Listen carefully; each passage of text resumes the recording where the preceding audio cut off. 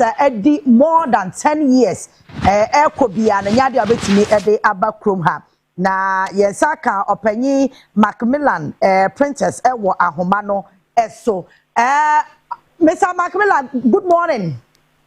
Good morning. Pachobo kodie You are doing boko. Yeah, the nyame asese anope wache yen what time no e kakra na Ghana Standard Authority mo ho ye de. Oh, Adom yenso ye ho ye. Yeah, the nyame ase. Yeah, the nyame ase ye da se panso anope.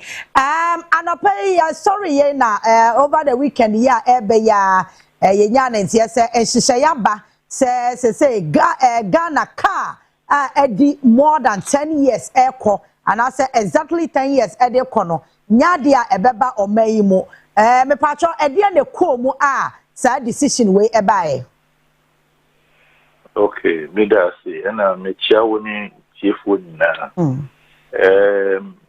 Me sha say aka say pacho 10 years asem no adeba ko pe ewo susudua ye di djuma sisia no mo. Say susudua no ye no 2022.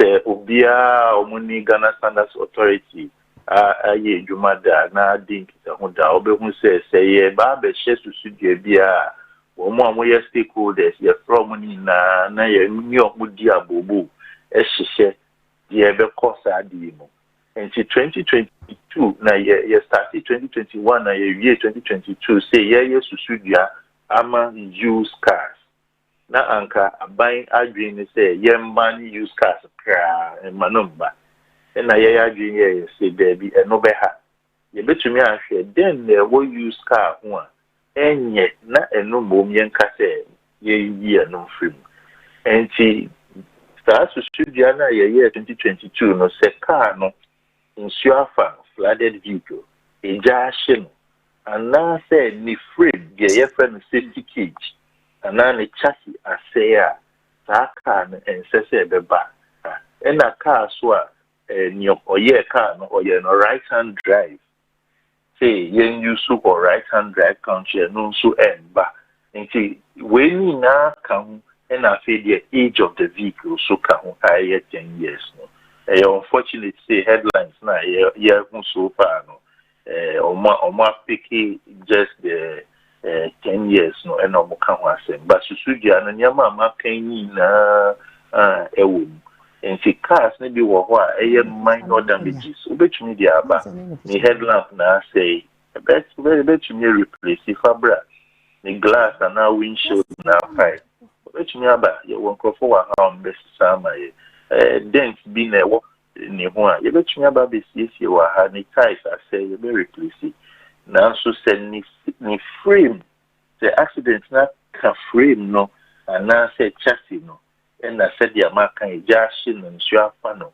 and now car more the spare parts in Kwana Shishe Sanya may can age one and I say Sanya man or yeah it's any na ye G2 2022 Sadi never be yes you should for used car this year the implementation and I ye the bano and na me pacho sa nkomo ya woni ye di na say my matida I've heard over it say was system ni mu anamo ka ho asem a tell na wo ka bia implementation na fe na nyame adom ekwanye bia mo ba beye ba say da wo kire mu no na che say enye over age cars nko a na ye nim say over age cars no na ewo penalty bia say car no bedru port a utimi tua ansa na wayi na eye me ma say kwan ba ko to discourage enkrofo so amodi over age cars ebeba ena so na utimi say eba ba dia wakeka nyina no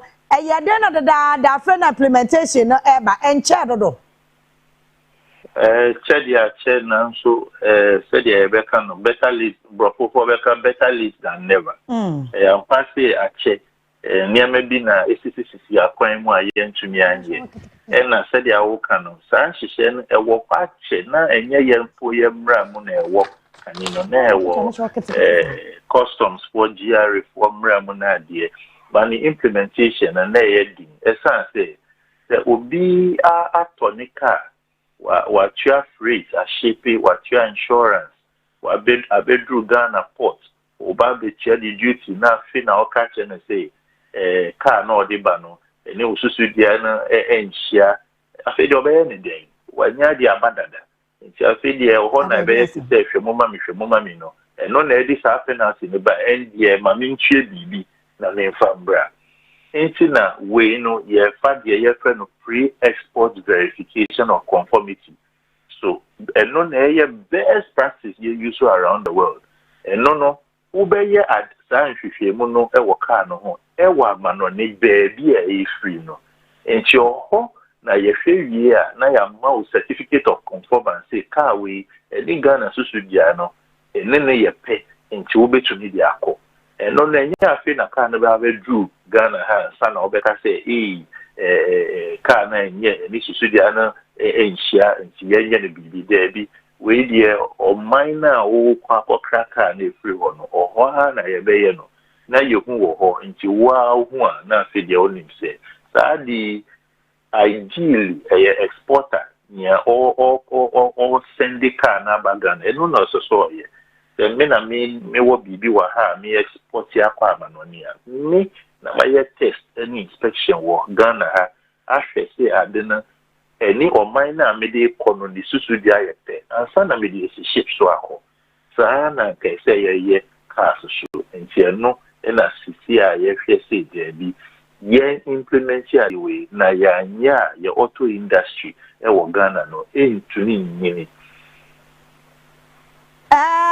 Macmillan asemu we me ya sure say Ghana fo nyina kra no sabi ye ni baje ho because utimu say sabi producer ya na bola part mi ba be gu ye system ni mu a wo port wa accident cars a nipa no wade abeduru awie ye car duty ni kire no na wase na accident car na betu duty we de na afa aye ka wo ho wo be port bebre kwa eti atensan ka be bo abatanya no nko a are you looking elsewhere because me nim say ye mra sanka fridge second hand de e ma ye hwe wo Ghana TV second hand ema yehwe wo Ghana ba wo kwala pass ni areas o mutunton sa ne ma na buswa de bia wo muyi foforo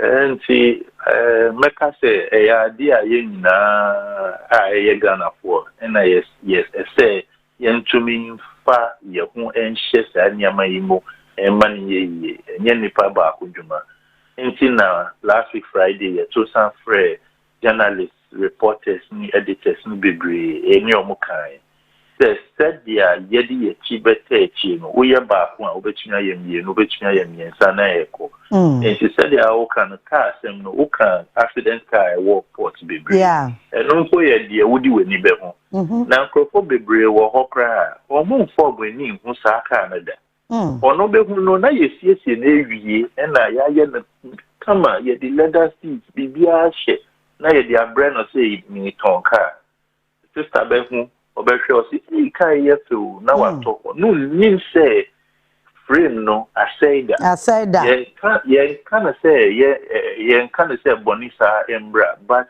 ta kwanhia kufro bebe bioma na chese sa ni pa no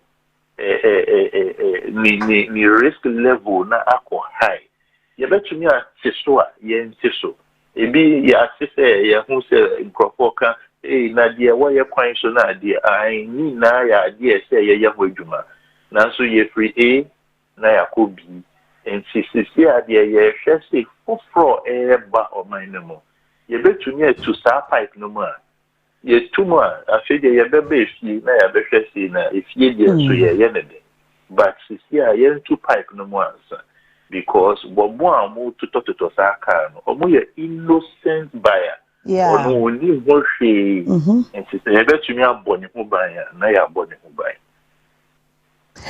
Macmillan ye da se pasa no pay woni Accra TV edi enkomo ye da se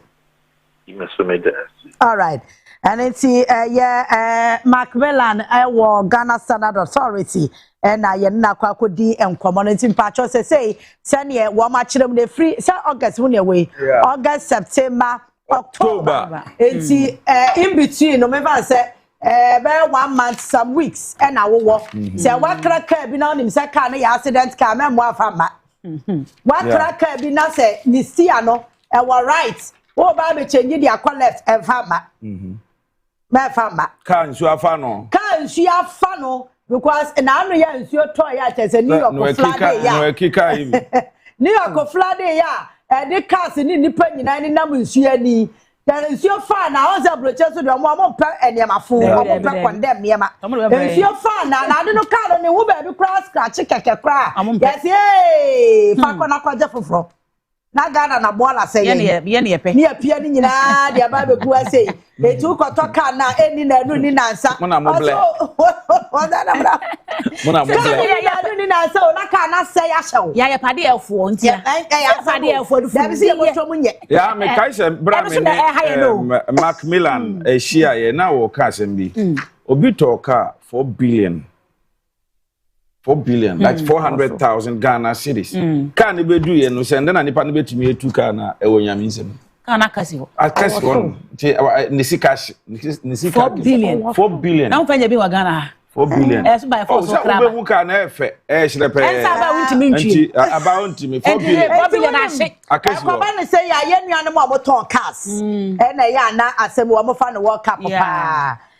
Mame kwa na menimi nua be ma Eric Akubuaten wono na woye national president at the Automobile Leaders Dealers Union of Ghana. Eric at say boko ma mi ofe ya de nyame ase na anope ya sorry de na say Ghana ho nkomo ane edie na anope de ya tia ne say every October bosumi a edi yanimu yi Ghana Standard Authority ene GRA aka bomu say car a edi enfie du ede ko car ni si a our right a mo de ba no tu aba left car enya accident chesa pem na tin na chiri na nim nyina akeka moamoa ebu akwa na kanji a mo de ba kroma no ye de tabu ato so muntimi fa ba biem mo so mo sen mame na wase na me fa nchie mo de ma uni anoma mo studio ene ahwefo inara na me ka say ne kre sanse mi eba ye die ya dibia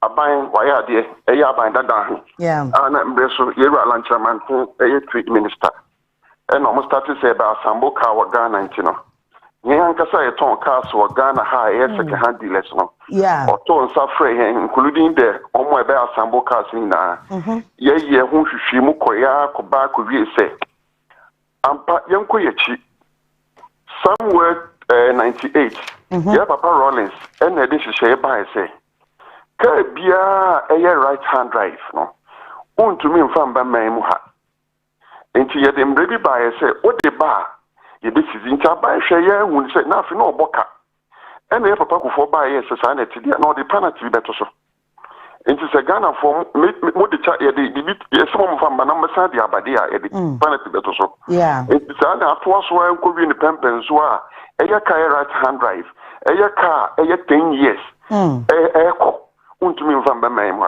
but yet na de ba enti se ba sambo cars ni bi wo Ghana dia na yema mfa mra na wo da no emfa mra because sabria na pakufo all kase so what the bar the penalty better so na ya sambo car ni bi wo ha but pempre de be sambo bi wo ha na ya nketenkete bi dia na ne de yemfa mra ni adwum na mum cars na trucks ai bia ko fe nuane wo e bia tamale e bia damango e de ba se kia akese die eno no omo meye bi wo ha enti eno no ka se o ba ndi sa ka na se 10 years untumi mfamba ene de hono sa no e be ha den enti ka bia so e trucks akese ndie ye betumi di aba from Korea na be boa eye nuane sem a ye tweba na emum no de be asamu bi wo Ghana ha ne de ye nketenkete no ene e bia to mo na de no de yen suspending answer and na to us wa de ba aban sisaye aba ye Papa John Dramani Muhammad na breshi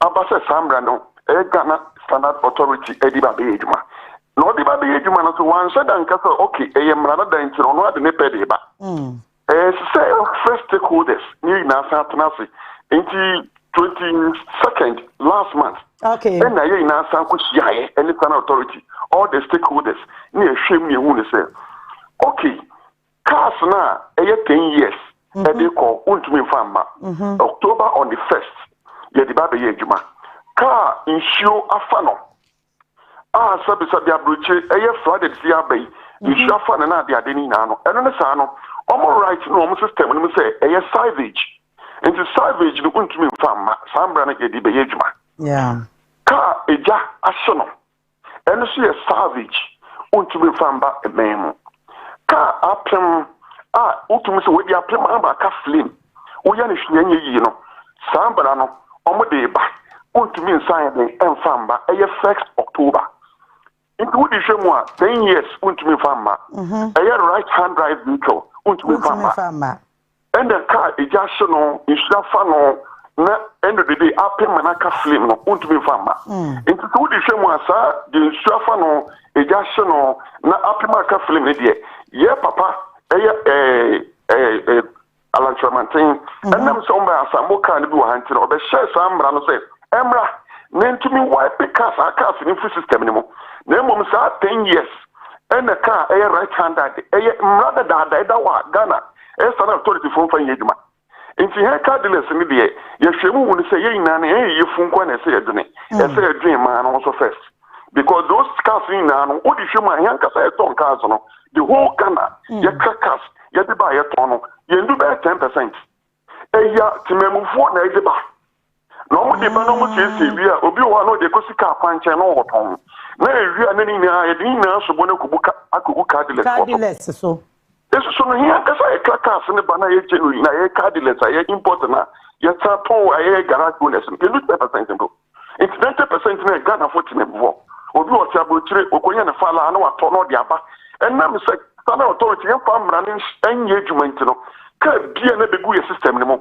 na amma pollution and the China for almost at credit be ba into so di hwem na say be hwe say mra no enya raw ne ka bia nreman mu a Ghana ya ra a day traffic e be su kuma na enya de papa ntia de as a car dealers aye union about an kesi a ye hwe car ton so no ye de sa ye ko ye ni je ye nkomoda da ye ko na nkese mo de ba long time but aban e na edu ni pembe so am say abafofo bia ba osesa mpenyimfo director nko CEO imra ngana afi na mre ne edu amaster authority omo so pesa de samba ni eduma timi ba obi san he bia stakeholders meeting do atom ye bia no omo me na ya tiase enti editum tesa amra no October on the 1st na ese ye eduma okay na se mo ne aban ya adwen se say system ni mu create accident ye hu hia ene ball ahodo e de ba krom hanti moje atum dia se ne asumdwe aba because mostly ya now implementation of policy visa eba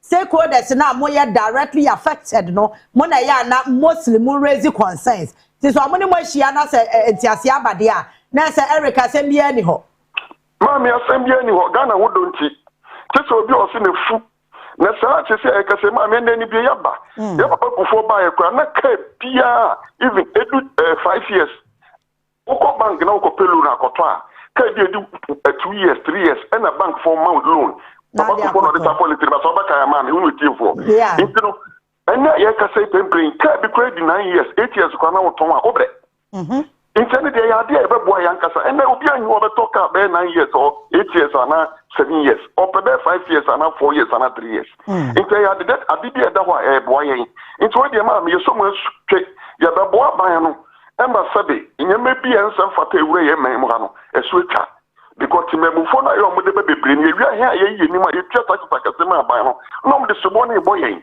so he na so emfa ka papa mba kurumba mami yesa na nkomontie nse se ni na ba ne bebom aboa ama ka papa any standard authority ahwe se ka papa de fi amano ne abaman mu Eric mami na se enkomo na yetia ye da se papa me so me da se me aba ahofre ye na beje wo ka no da no frɛ me so man to ntabi naba mama beje pa ma hobua na nso ye yo ma to ba me all right and to be nya ma Eric Akubuate national president and ma automobile dealers association the nyina kwesi wa union association e ba ko nti say every plenty be plenty ai wutie Eric asabi ani ho aban ne wo matena se adi nkomo amanti ase abanti we dede bi afiri abonten ba na say ye individuals ankura ye no na ha oh me bra bi wo pacho onje e bia $10,000 ana $20,000 en fan toka bi mreme na accident bi mreme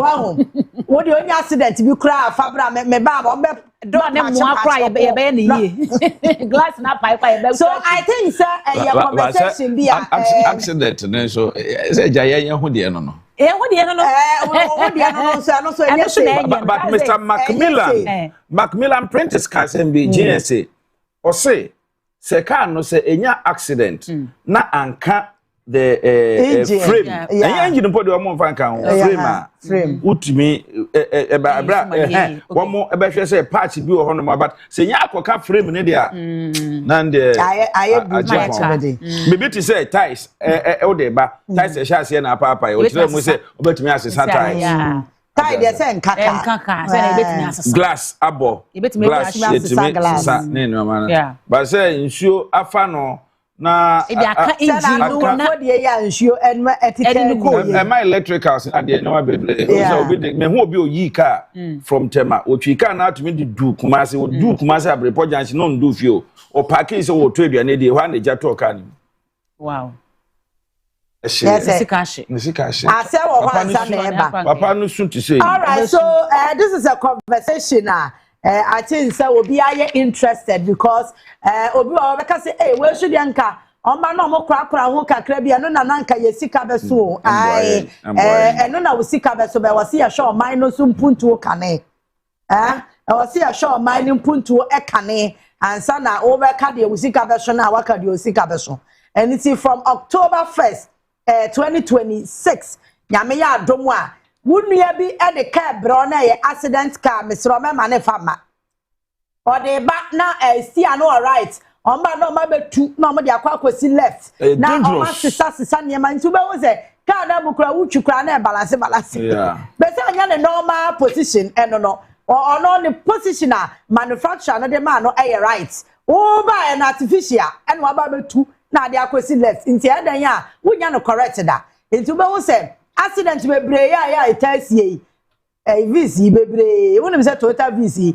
most of them see I know ye right omoba no mo two no mo dey left so any certification yeah obi am akwanya no but say woto from Dubai eba won say omo no embraji atumi nti wonom eye etumitu ne ye ne kama pass ni na afefefe ho. All right, mama nkwadi nkomo bi a hu hia so pa emra na over the weekend ye nyina ye ni je papa esan setema oil refinery Edmond Combat and Affair Alhaji Mustafa Abubakar Oman yo made ni biem ama netema oil refinery aya kono aya nika Ghana for ye benya so mfaso na His Excellency John Dramani Mahama was there this week this weekend hun komo no me pacha wa say yetimi chechire mu ye pa say to atra na kwebe mu ma me ne Alhaji Mustafa Abubakar deputy managing director de ma Tema oil refinery eni enkomo Alhaji good morning.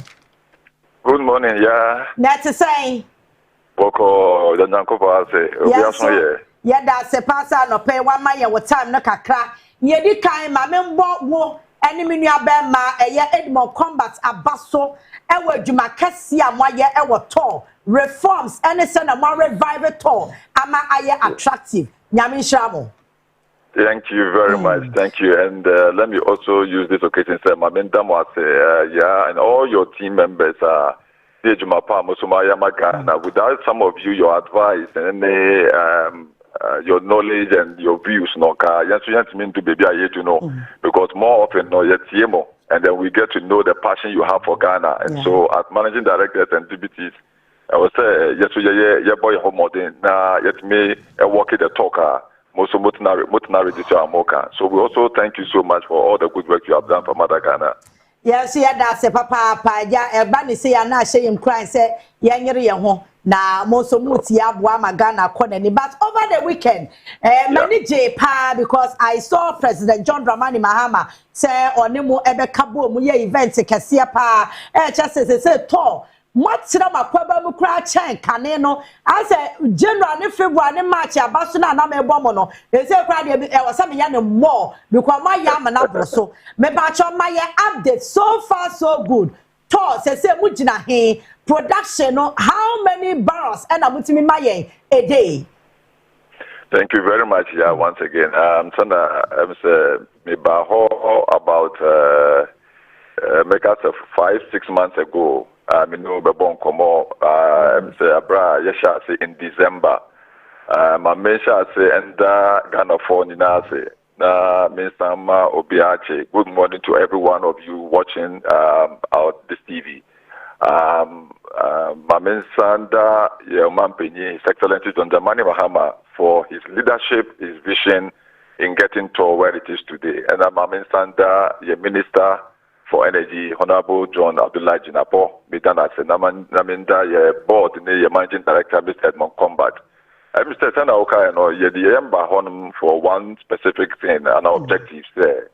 President Mahama, my appointment letters, or my Chief of Staff, Minister Sufre, I say, why was Shebo in opposition during the campaign time? Yeah. And one of the promises Okache Ghana for in one of his meetings with them, the business community, Ekache, to Akolache, and I said, to Ewo Kumamo. All he wants from us is that we should be able to resurrect Tor. That is all that he wants from us.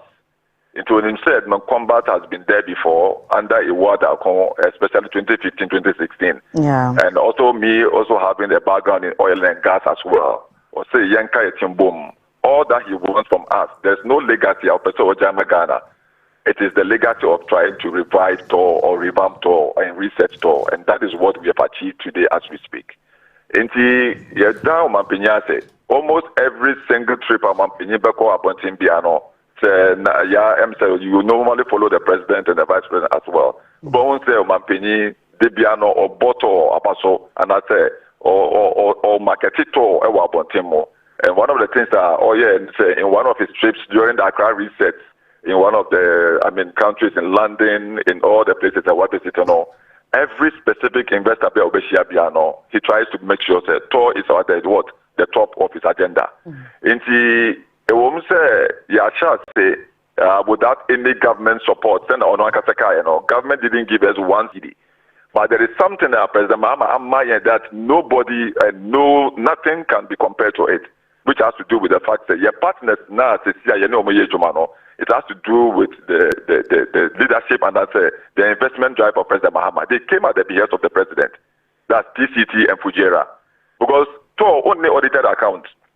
Only good reference and balance sheet, and as a record in terms of banking, and yet one I bet maybe $100 million, $200 million about to Tor.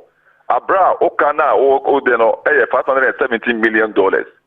Who, which investor would do so? Not even any bank or investor in Ghana would do so. How much more even outside? It took the visionary leadership of combat. Say one of the things we must be able to change Tor is your integrity. Your reputation, product losses, which made the product total. I'm saying the oil and fuel in terms of petrol and diesel and not LPG gas. Those days, nobody come back sorry, no petrol, no asa. I'm for petrol, no. This is the Paquano penny petrol and I said the diesel, Akotoma, Bontino, no matter they can't account for some of the products. That is what was happening in Tor in the past.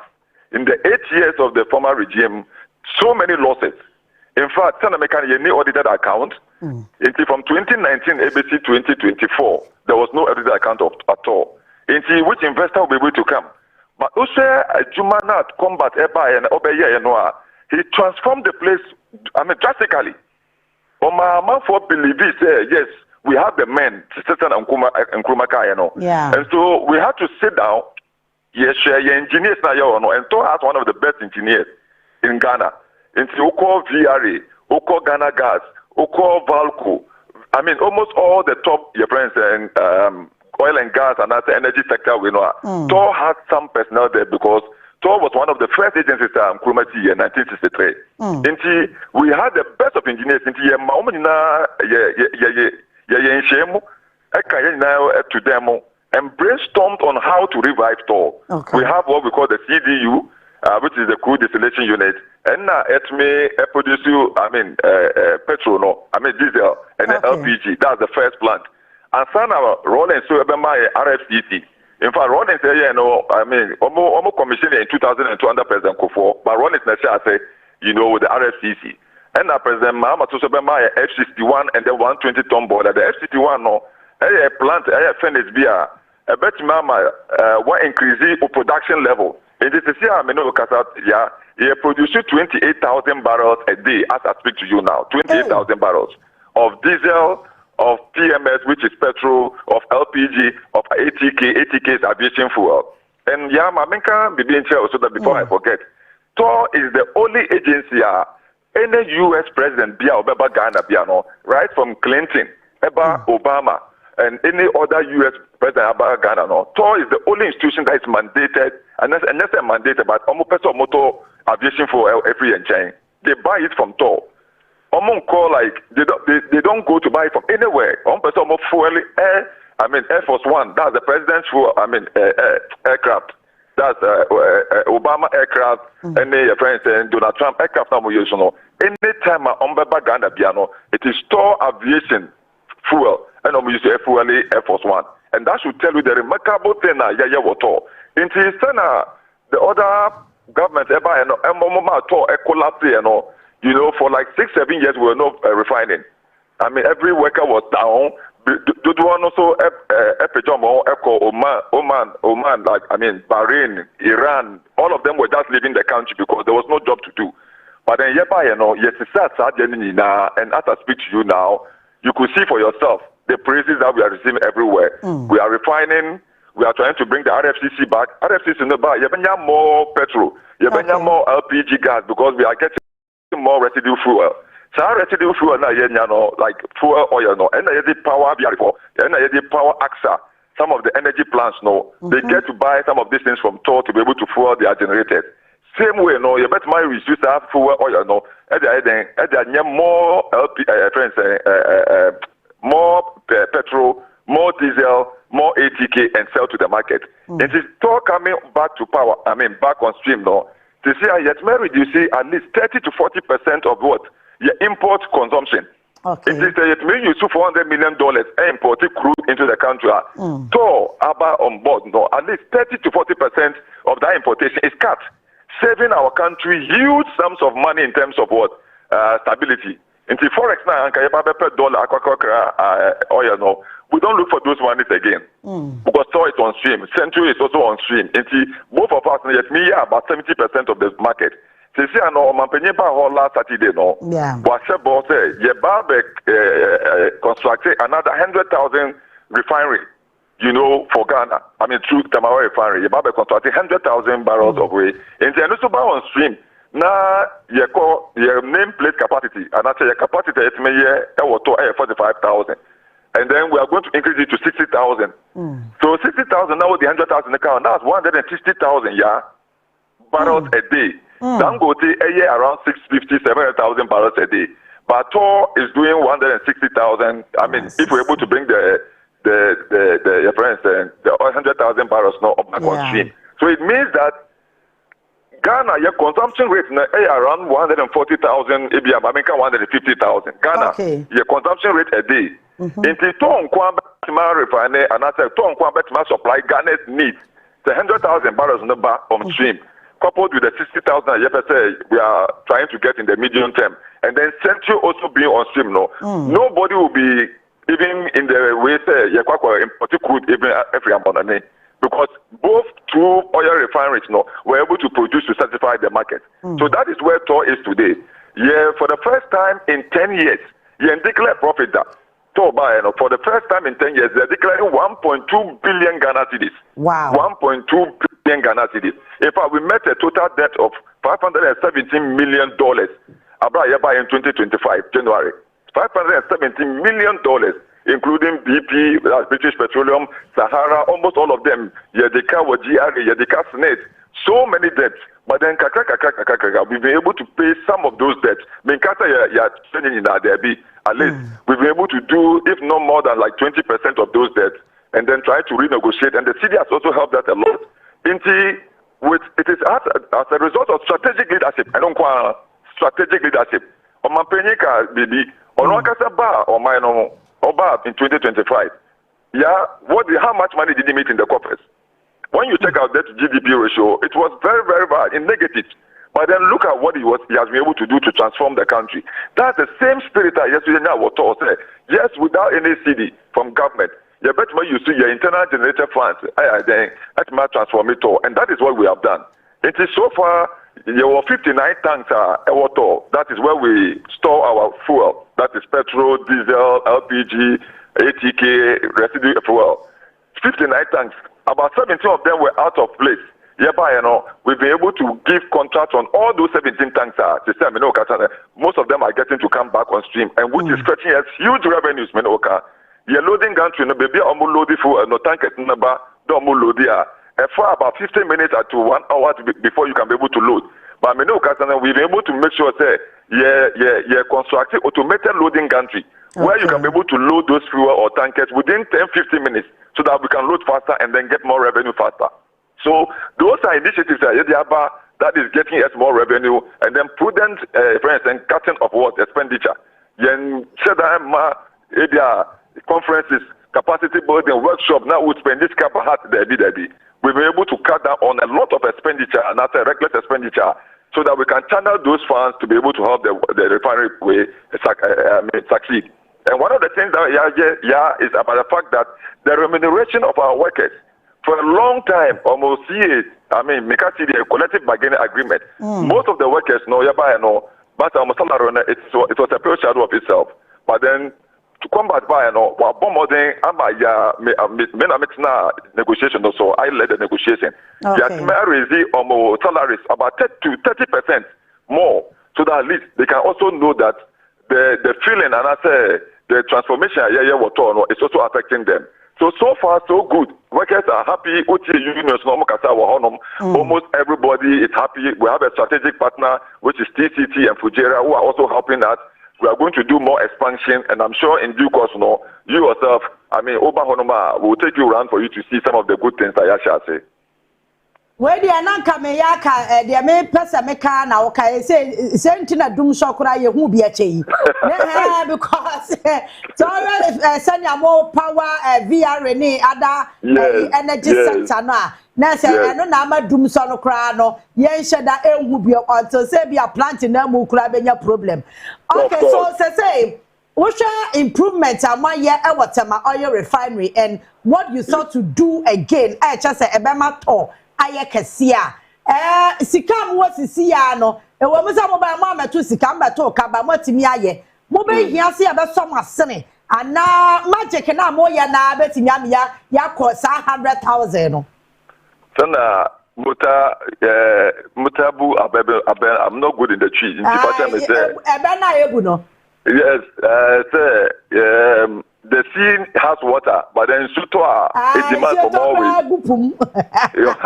So yes, Sutoa no, you walk up a prayer, which has to do with the Bimuka is $40-something million. The Bimuka about $20-something million. I don't want to be mentioning some of the names, no, but in the minister, no, I'll show you. Only at 240, on about 240, they will ring first our debt. What I say and see how best they can be able to turn those debt into equity for us. Okay. Almost me yes, I know. Your books are looking very good. Your bank books are looking good. They say I no talk and be able to go to the market, international market or local market to be able to even borrow on its own books without any problems or any challenges. Debt issue is very critical. Another thing, energy sector levies we know. Well, now your total debt recovery levy. Yeah. Say is debt no. On about to forcing some kind of rearrangement, and that's but then under the energy sector levy debt way. But then it all has to do with pushes a bandit may release can be Kakra Amaye, so that we can be able to also help with the expansion project. And there's been assurance from the Minister of Energy and Minister of Finance very soon they will be helping us with some kind of support, so that we can be able to help with our own friends expansion project. In the abide there, President Mamaka, that they will do everything possible to make sure that toll is saved. Obian to about the next period, even after the tenure of President Mahama, to say Yababe Tonto and I say Yababe diversified toll or something. No, where we have written down, Bombardin said that we can be able to be listed on the stock exchange, where we have some kind of investors part of it, where nobody can come and say, no, you can't sell toll anymore. And I'm sure President will be by our parliament, which has to do with national assets, and then they are selling. You need some kind of a 2/3 from parliament before you can be able to sell any state assets. It's so far so good. We will need more support, like we said, Oliver Twist, and the president has assured us because one of the things you should know say gold yantimanya gold Anton, you know, that is an example, you know, and as a gold price is echo soro and echo from Ghana for no and how be brave. I hope you understand the point. Yes. Cocoa prices at top from at least half of Ghanaians on Bombetro Mokaka. I hope you understand the point. And that's a Montpellier Bedaquano if you are now at half. But you should know that the fuel, you need oil or Maimo to say something happening with the Israel-Iran war. No, you think the president can sleep? The president cannot sleep because the transport fares will go up if fuel prices go up. I hope you understand the point. Yes. And almost everything will be affected. Cocoa cost, it doesn't affect everything in Ghana. The gold cost, it doesn't affect everything in Ghana. But the oil prices cost, you know it for a fact that it can't be PR or MIMO. So that is one of the things that Montpellier can say. Tor is a strategic asset that almost everybody is comfortable, everybody is happy, and we don't need more forex to be able to buy from the market. I'm for better Marco. Our fuel price is an MP asset. The floor price no. What the price is not ever from Tor is part of the thing that Emma price is then ever from. Inti na mamenda edutama kolososo MPA, boss and all the agencies GMPC. So far so good. We are working closely with them. So far, 3 million barrels of crude. One from Bonga, that was in December. We got another one from your friends and Baleine crude, and then we had the Jubilee crude. And I will be Soraka said Ghana. Tor Entman refining Ghana crude. No, this is the evidence we have shown you. says Dan Omo videos no Mampenye kita bottles of all the various products. Tor in 2016 Mampenye MIA about 1 million barrels of crude oil from the Jubilee. We're able to refine it. Today, too, we are refining it. And so it tells you that that asset should not be joked with. It's very strategic, and government must continue to invest into Tor so that at least you better. Alaji Mayana say na yamo wone Edward Combat abaso kudos. Mabwe juma pa say Ghana ya appreciate mu a ya motivate mu ma mo nya mo ntie say mo na no na moda be 3 hours and 4 hours and ma ye nya results ya. Enya mo for 1 hour kan na mo na be 2 hours why. No, we'll do our possible best for Mother Ghana, and thank you so much. All right, Enti, many Abama Alhaji Mustafa Abubakar, Deputy Managing Director, Emma Tema Oil Refinery, over the weekend, which His Excellency John Dramani Mahama was so impressed. One kasa asabna okano during campaign time no na onim so betimi achieve die be me say timelines no Edmore Combat any Alhaji akire say obi kai Oman Abre and they are on target. Oman Abre set target. President asset yama omono ombe achieve, and for now no Tor air produce over 28,000 barrels a day. I just say massive improvement because over so beto a cap $517 million. Now okoko kana now to me make a profit of 1.2 million Ghana cedis. Now except for say e was here to me ebo o mabaso one more ayade pa na say ati senti na dum so no wakope ba bia te no because can no via refor pefuo yi ebia plant na akeka ni nyina obi e pefuo e de apawa eye ne plant e betimi ama en kanea na say just $1 kro na o ene ye soa ne de akokra de aba. But say ye turn wa Ghana cedi mu senti na cedi no kra po no so kra no wanya ni monyama $1 ne ho akere ne kakra nti ya fa abasobode Emma Tema Oil Refinery Managing Director and the deputy for that massive revival ya wo ma ye e wo tom they say adwuma ye fo ni nyina ni age obi aye okay and nti ye de nyankopon ase na yankwa ne ya ne lawyer ya no che frempom emfa we ento aso na Friday no na Meka Constitutional Review Commission adwuma wo mo aba ya enem aban agya to musa ye betimi ade aye adwuma sa wo hwa makika ni nyina abobom enaja ma ne ketenkete se ba ya betimi ate ase ebi ye Chief Justice term wo mo say eye first term wo ba sa ka wo hwan yo sa ka wo hwan yo wo 10 years no so a obi ani wa obe renew ade amount ye ba beto DC isaba presidential age ye de aba from 40 to 35 and na afen so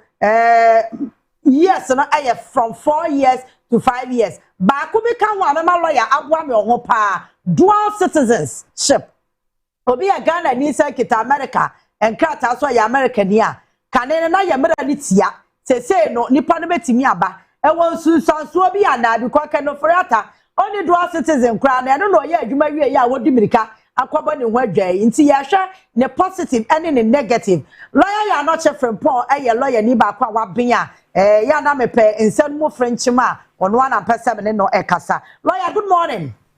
Good morning. Pacho that is saying Onyankopon adum ya da nyame ase anope so me da se wa che me wo time no ekakra wadaro ma ya chance afri mo side ho a lawyer for mo ne mo judges ni ade mo chief justice Constitutional Review Commission adwuma wo ba ye die se wa mo kire mu a chief justice bia ebedu wo so aban bebo udin no wo mfie du ne so apaka oniema nako as a judicial system no ebeboa mo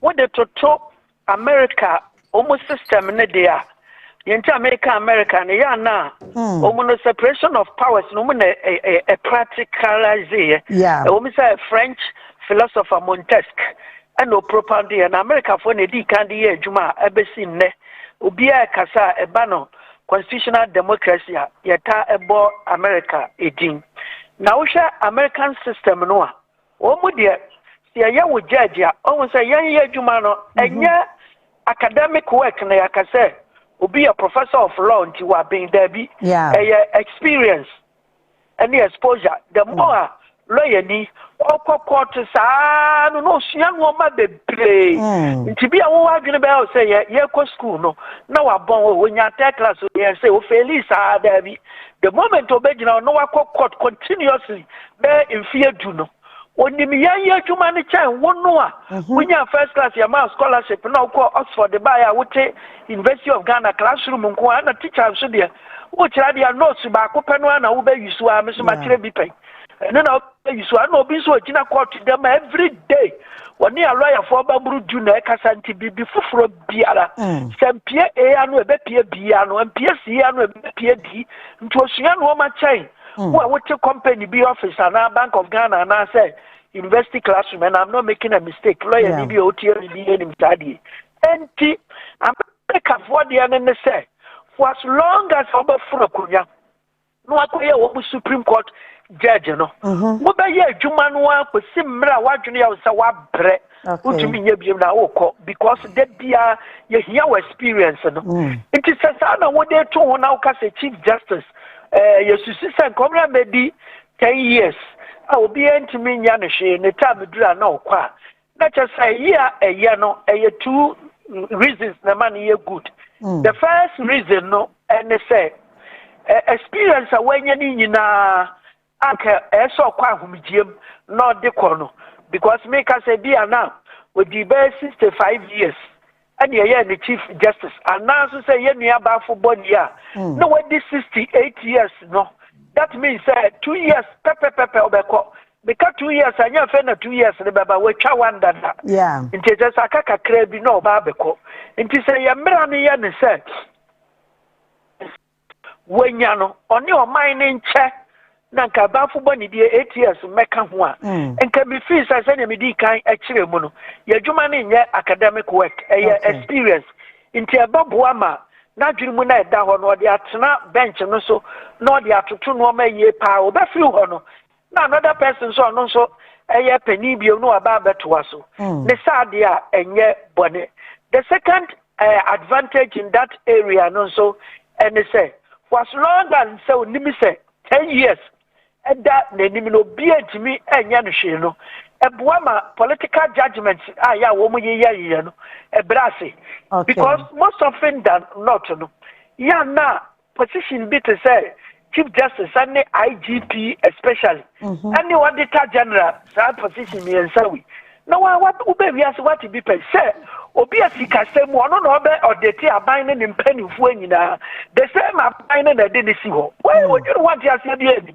nje be de no tuma ye na adwuma yi aban ne de no esi ho na no ada be ka say minister for ewiem where this sika say Bank of Ghana governor where this sika say president na eyi ho enti awon mu ewiem enti say chief justice no wo afoto 10 years so be to me finance and canwa Emma judicial independence ni ejuma emo to me ya na ejuma eye papa these are the advantages the we as be answer one advantages and disadvantages and it says so being so ba na dwene so political na aban bi odo ne bae na your friend says aban no ba be say bo Ghana akwa say 4 years you mo tanya no double and na cry see about no 5 years me so be some ho asem na chese on abai ne be ya politics sa we can be obi few if you so him say what 10 years eda nanim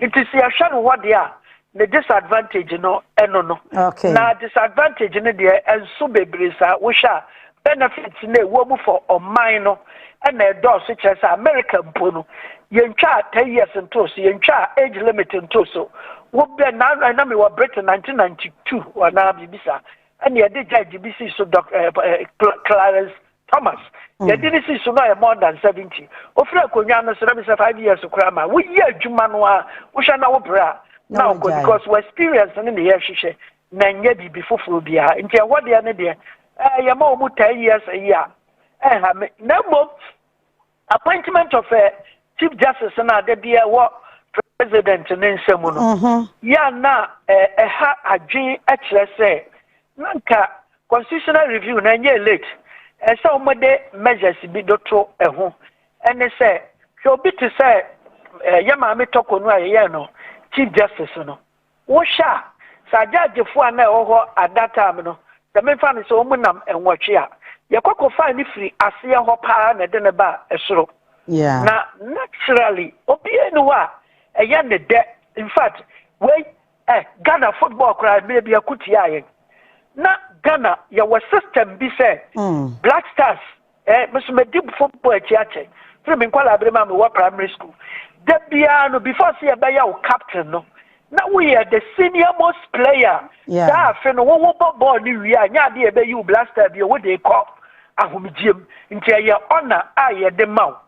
And on ya 92. Eba bedru Kwasi Appiah so no bo number 3 onim bo boye pa ono ne blaster captain e chesa afini eba beja no kwan obi ewu ne ye mi amadamfo abedi pele na no shia me president office o chia me nsem ono ba ya no ara ani eje captainship band no e de man no the only reason I say abedi ye bilingual o ka chi sorry o ka brofo and French English and French ne ye ede man no Fabino amwa yen kra 2 reasons amana amwa first one my players me ebufu titi akanfo na ewo mu no omu fi say that time PNDC nti e che say aban ne mpe akanfo asem nti why not na say eje ede ema no ema trouble by team no the second one how man ni ye pa ni say abedi ye mistake kitwa bi wo back so na kan ye serious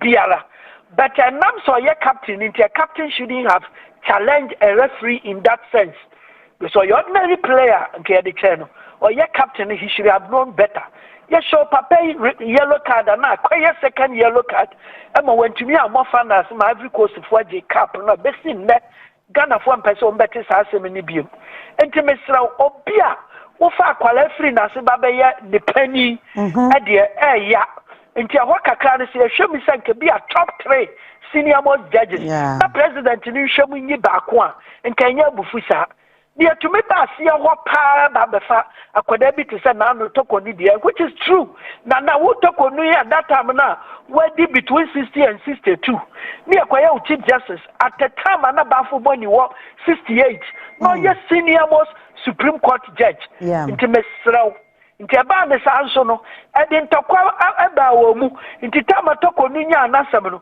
omu nyina ye quiet na ye won da we say de akwala ba be ye pani no wakwa konya asem a me na me ko fight man because toko no asem na to no say to pani bi ti se ba fo boni anka nweke adentina anka nweke nka judiciary na de won asami so fini krante begu fam the next day a case die na we dia na ye obi ade nti da bia ni nipa de ye koye nim na yesua ade ye koye nim na yesua ade nti mesra Oman no constitutional review committee no omo fa bibi nto wasa America kura no president na yi chief justice nembom Ghana no yamfa yi bi nto wasa nka the three ayi senior most no president ni hwemu nyi baako e ho de no margin no okay wadaro ma yansha we so Enfie enan a yeto abade mama mpanyi ene mrashabijafo no yesi yansesa no yese yekọ enfie enum a chese nipa no ebekọ 2 times dia na se enfie du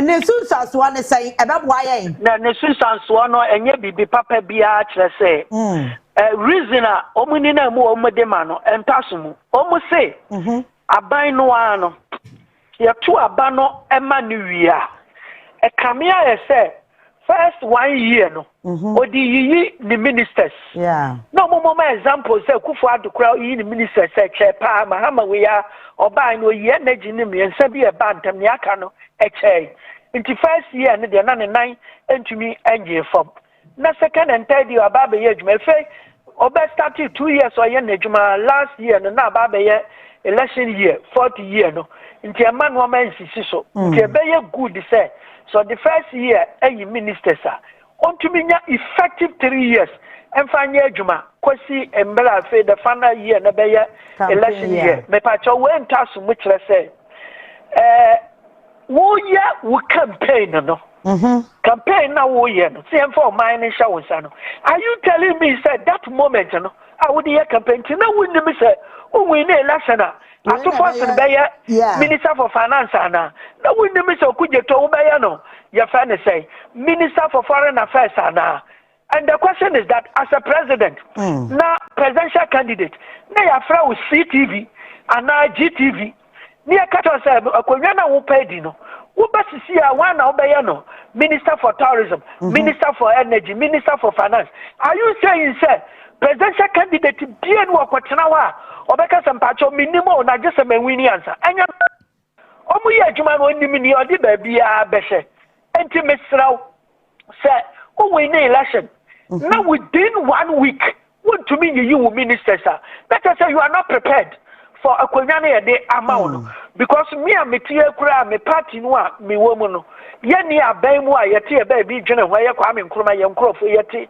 ye ba bi no enna yara ni akasa bibia sinti CPP aban emra CPP party ni mra me for mo aban a mpacha within 48 hours matumi achiraw CPP for e wo men we say mu a ministerial appointment no ye de be ma won anyone deputies nti ahọ na ntaso mu ana final year no so no mpacho ye to abama no yanka nchira selection year no enka ho na ne me no suehu na beku no ene se America 4 years Britain America see we wiase nyinara omu nyina 4 years no omu subscribe to omu a western democracy ni edi ekire no nti aka me nko a eno na ye de aye adwuma from Nkrumah pension before so obeye na you one party state ni enim for and 1969 constitution 1979 constitution nyina ya ma omu anya adwuma and na constitution so atena ho ache ama ye 92 constitution 444 nti mi hunu so ye hunu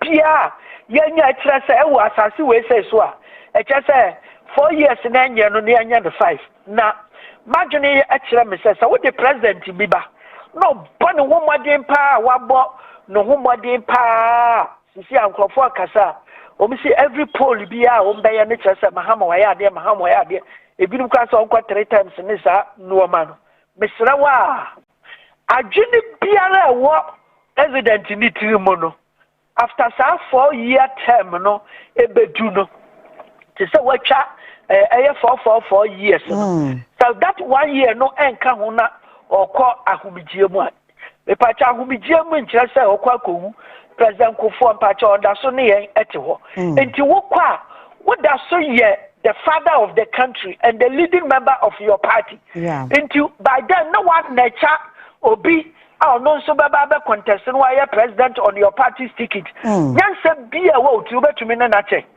nti sa 55 mienu na wo obi a na mom ne ebetumi de ha yen kase pa no susu so bi bese no koi enche me pa chao gana ni bia open no kore etie na onye na adwin selo ya not the open PP for asem dabi yifri wutirim sa me CPP ni me nya NDC and they say the previous government na mamudo yeah papa Akufo Addo me pa chao aban no wo be ye agufua to the extent to say sanka koye 5 years and that 1 year na baba be kan after 2024 no nke minim ye besi wo Oman we say because a party a united party tradition akwa me nkroma time kwa na santifo ni gira bo atwede na wo mu ya twa wo mfunima ade ama UP party na sambra no abufu eba wo mu no wo mu tira ba bi ankwankoto aba ama bawumia lusu poto no na se wu se bawumia nya boni bia ti a wo bia wo Ghana na mbom as a person na me pa kire bawumia nya boni bia nya so free sirem ntira nya so ye nkramoni ntira mpa chaw bawumia sabe so nam ho na obi point say ye president ni a efe yie pa awakọ school wa ye be mo kasa ebuo ewo nenum ntimi megina egu nanim ase olusu ye nti na ne ntira Wolusu Poton, a government in power at that time. I can't go for you. To not be a bomb person and make Kufado and content and me patch of 4 years in a year. A yama will be by then. Let us say, you know, who are buying no sanity and take a crab one call. I just saw mine on Yanni Paba could ya no be fear konya. And until ya and a fall, no. That is a better 12 years. Near to Obama Kumakumi and Sa, 35 million people. Yanni Paba Kupan or Tina Konya Suntia Hono, or Musha, we yes, and Jayana President Biba. Now, or your president and Nipan and Assam. The Kufado Kufa for some minister Chas will be away doing him. No chassa at the amount. What to Miss Nobono, what any and the Gina Nipan also on Shar International Anthem. Timisra. Man, we are Bufuan and the Susan Saswa, Eba Nakoda Anusu. And I may purchase as a president to Biba. None we are Bufusana 5 years. I'm sure mine be better to me. And Tia 4 year maintain one year, answers in America and Britain for.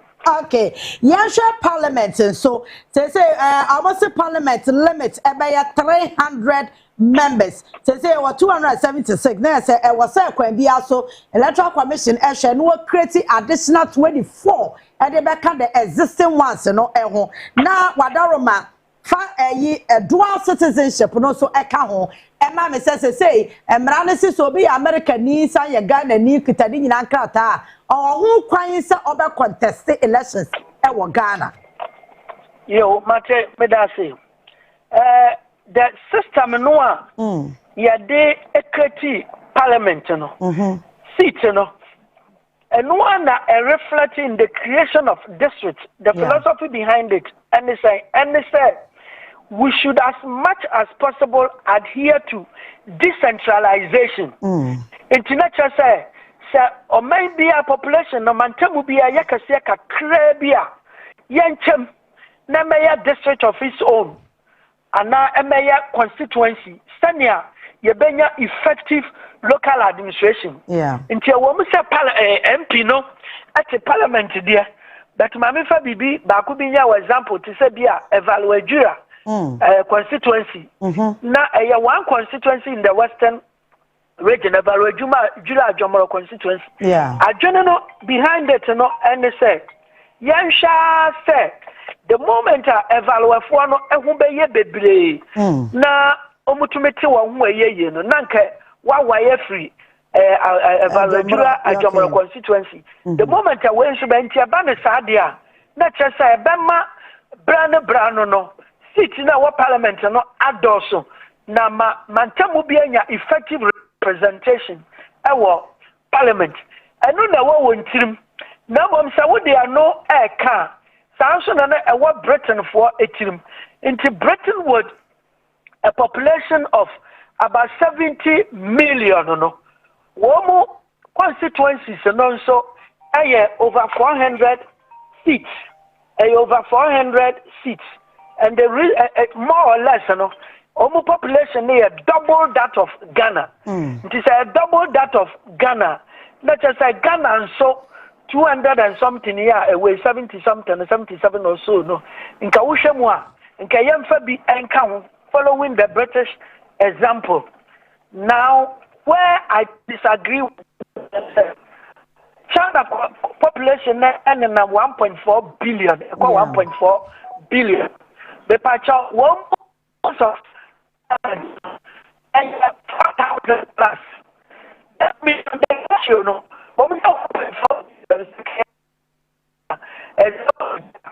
and one piece in the dear, and Kabaya 50,000 hobby.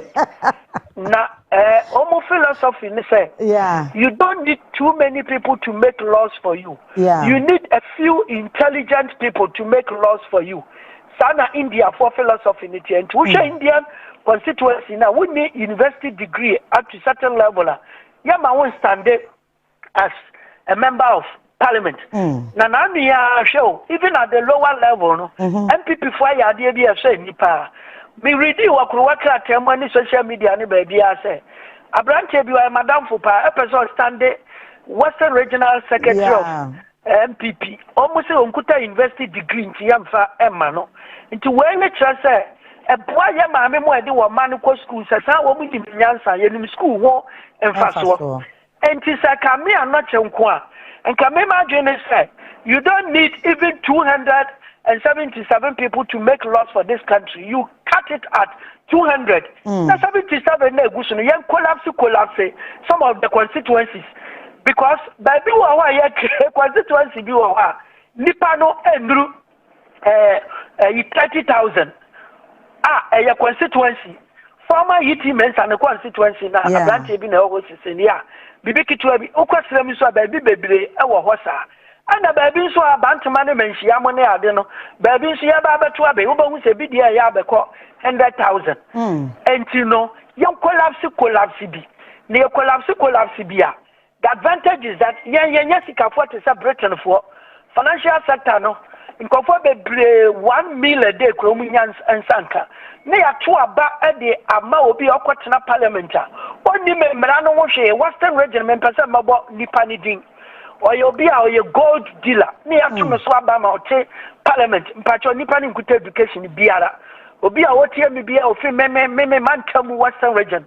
Any Masama Mika say a yanokre, and Yantrona Micha. Now, and your first time I seen from 92 to in day. Bebreba parliament so be a hairdresser called parliament Mr.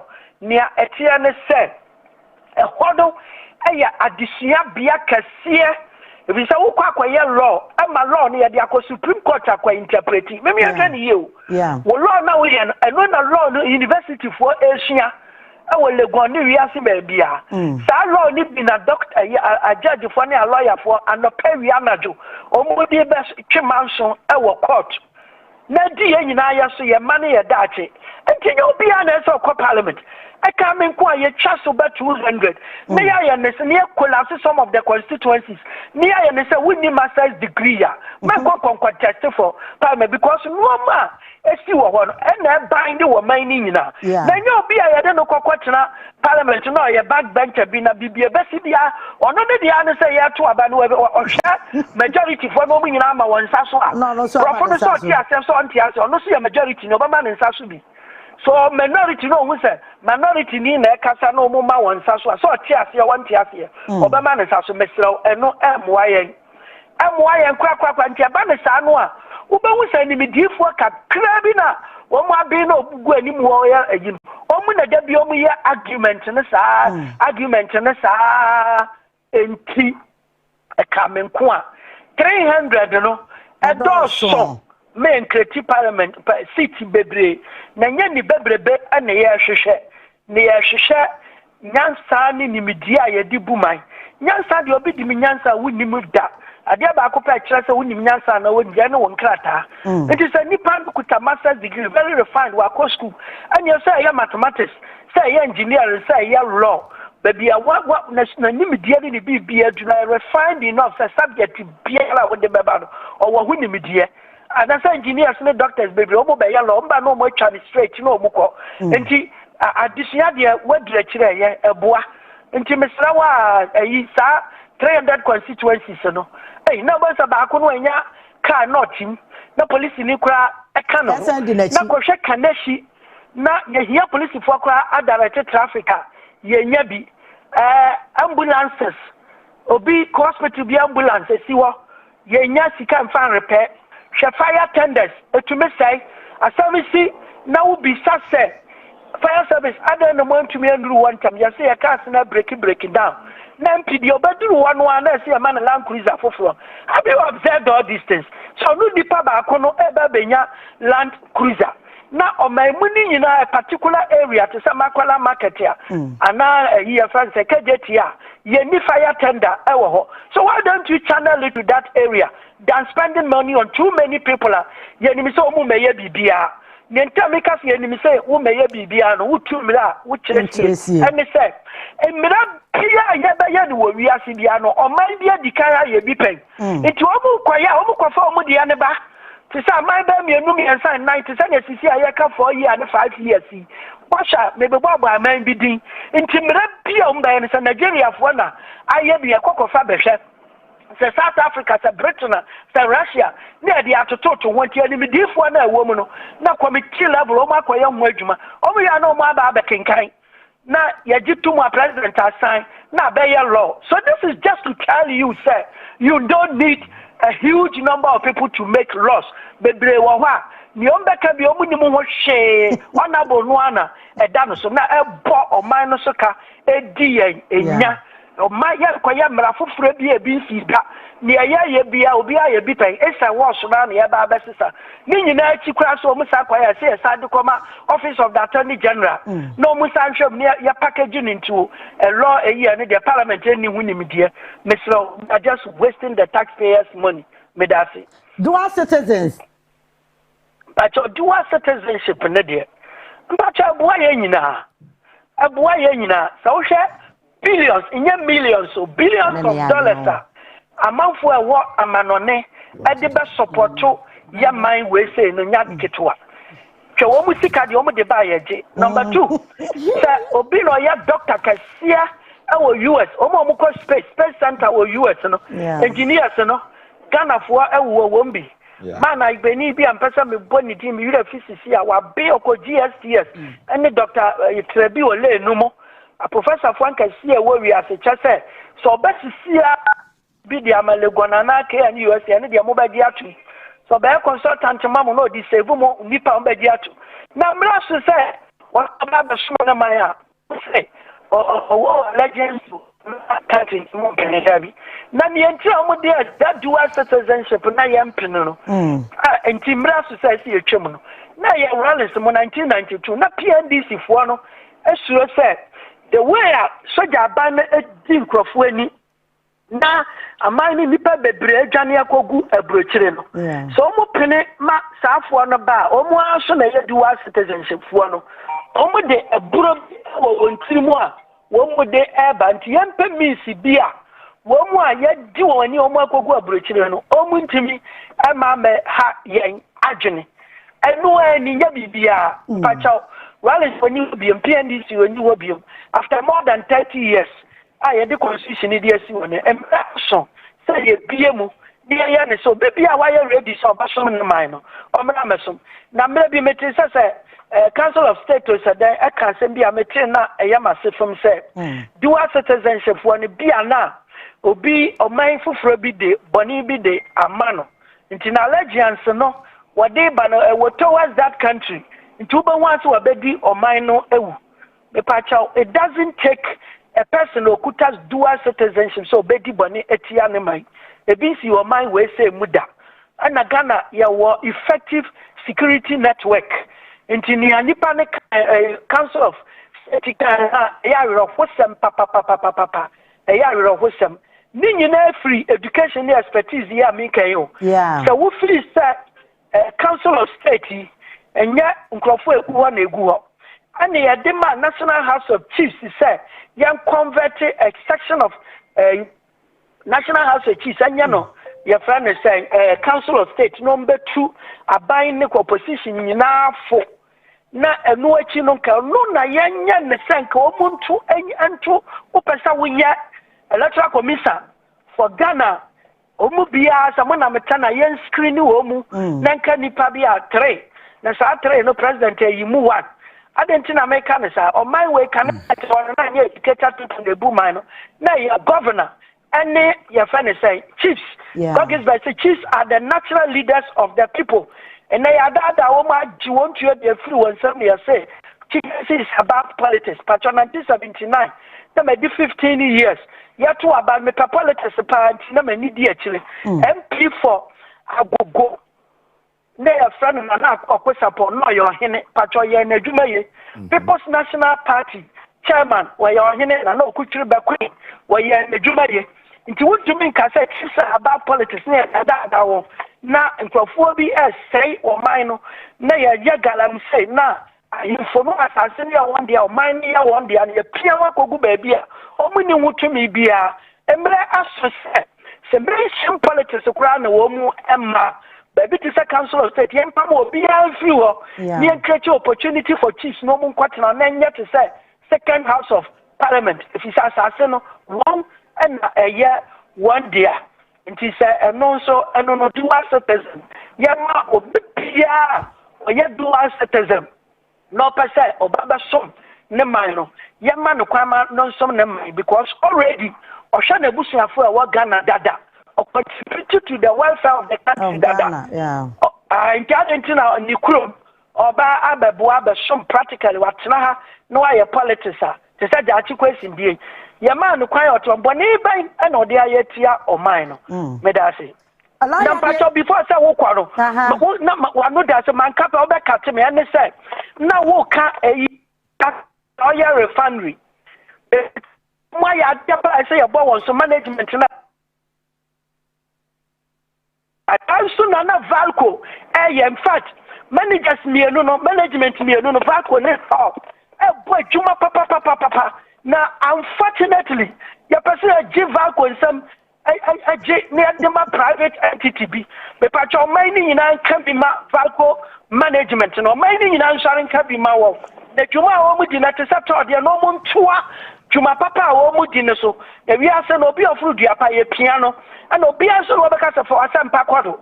Obi Jumia the area from Roland's time. Or mine now was a privatization. I'm why I'm Nkrumah or the organization. A creative jobs, private person, PR, the organization, a fasting, and it's about why workers need because of no maximization of profit in what you know.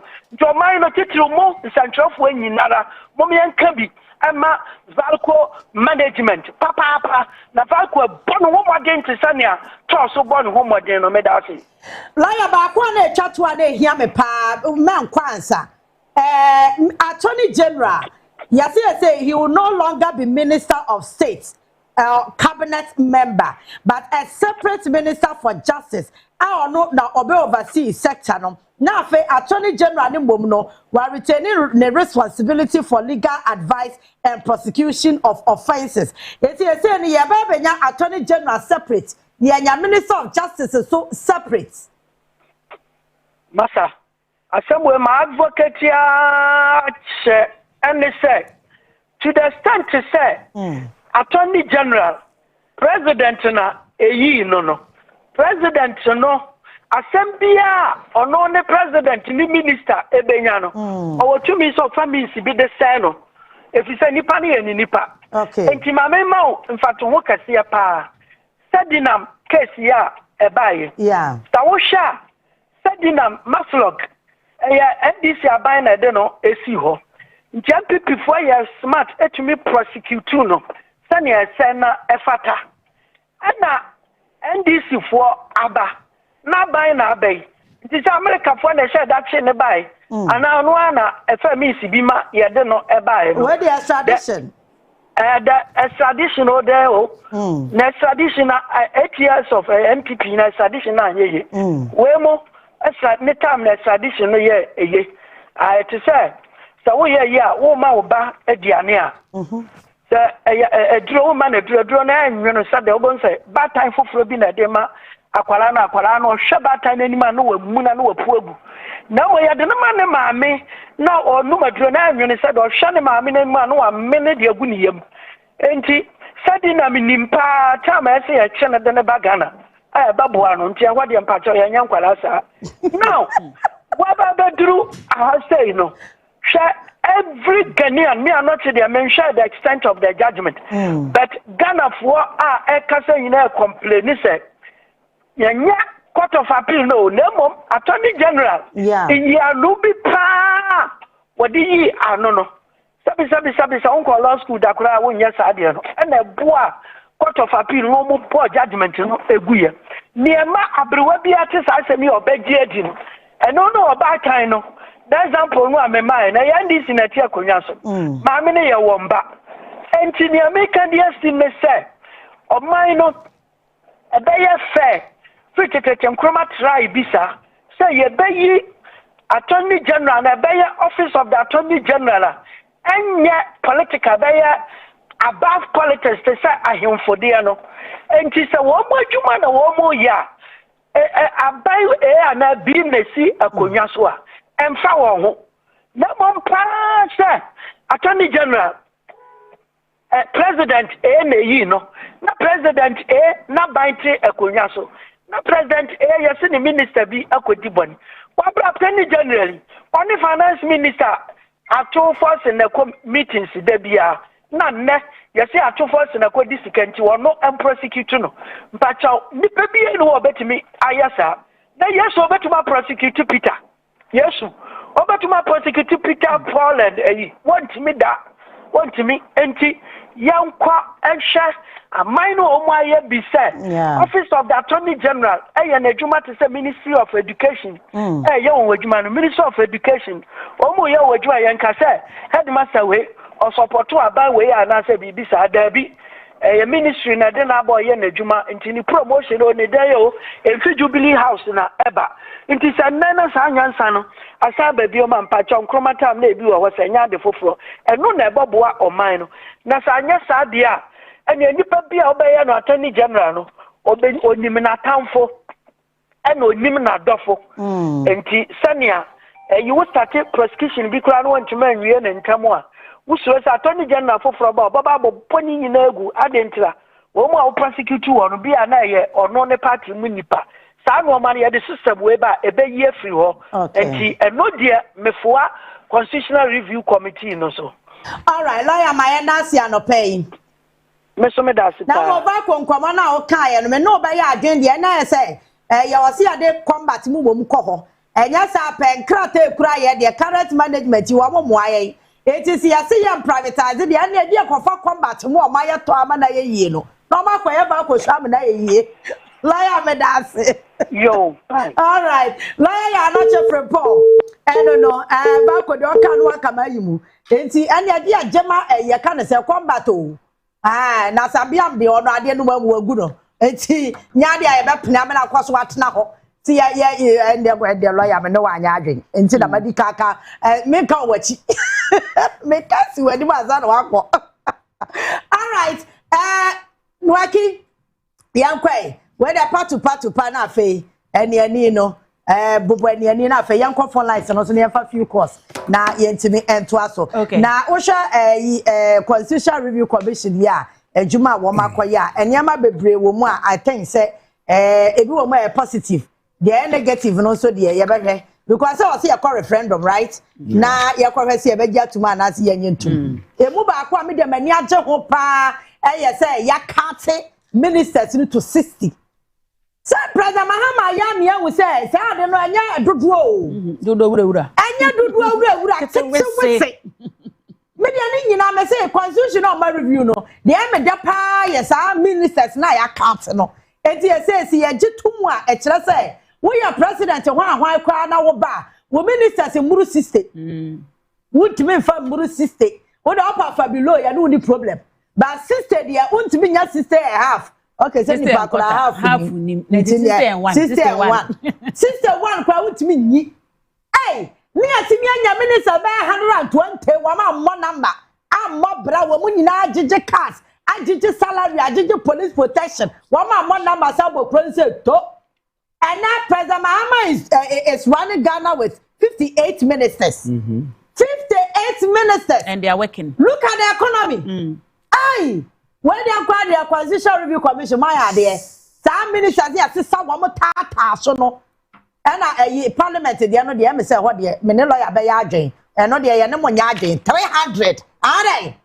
Maba. Are they? I told them you MPs ni bi pan was why MP a. I told them you meti o. Ebi no how MD small M. Oh, we to do MP pan nya asem ne Ghana. Enya political. No ya kwano say massa. Ya kan say. Akwaya owo we jagba we. Evenable. Yari ame. It's a parliament one.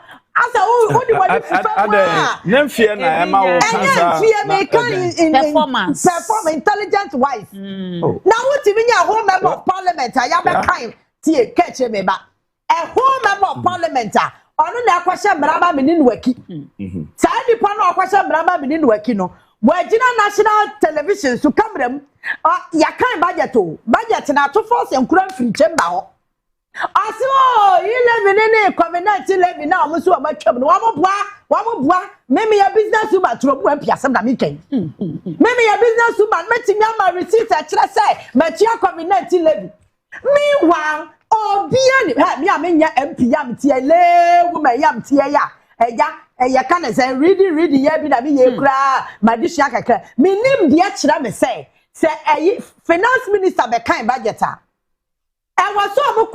When so much that be crack ship, we are outside Accra. No more steady, no more you are back to the chamber, no more debate, no more you are to until some budget now. One my kind of one may approve it our chamber honor. And yeah, Juma. Oh no, now a bone, now need any a bone. Auntie, no make us 300 and I see a penny at the other. But it means you make me about 300, so yeah, those who are two-minded. Yeah, they are two-minded. You bet me, yeah, Sabia be a gunia comfort is that Trouble MP this will be. Yeah, sir, Trouble MP. Listen to me. Yeah, listen. Yeah, to Obama. Make a point to the Natimasi. Said you Bemwa, who will be able to the point. Master say, Sir, 300 yet one more yet. Also, because already your mom always see a cry, your bomb, okay. You want you be a more at the end of the day, go and check electoral commission records. Or the constituency or the base 60,000 votes and a chamber.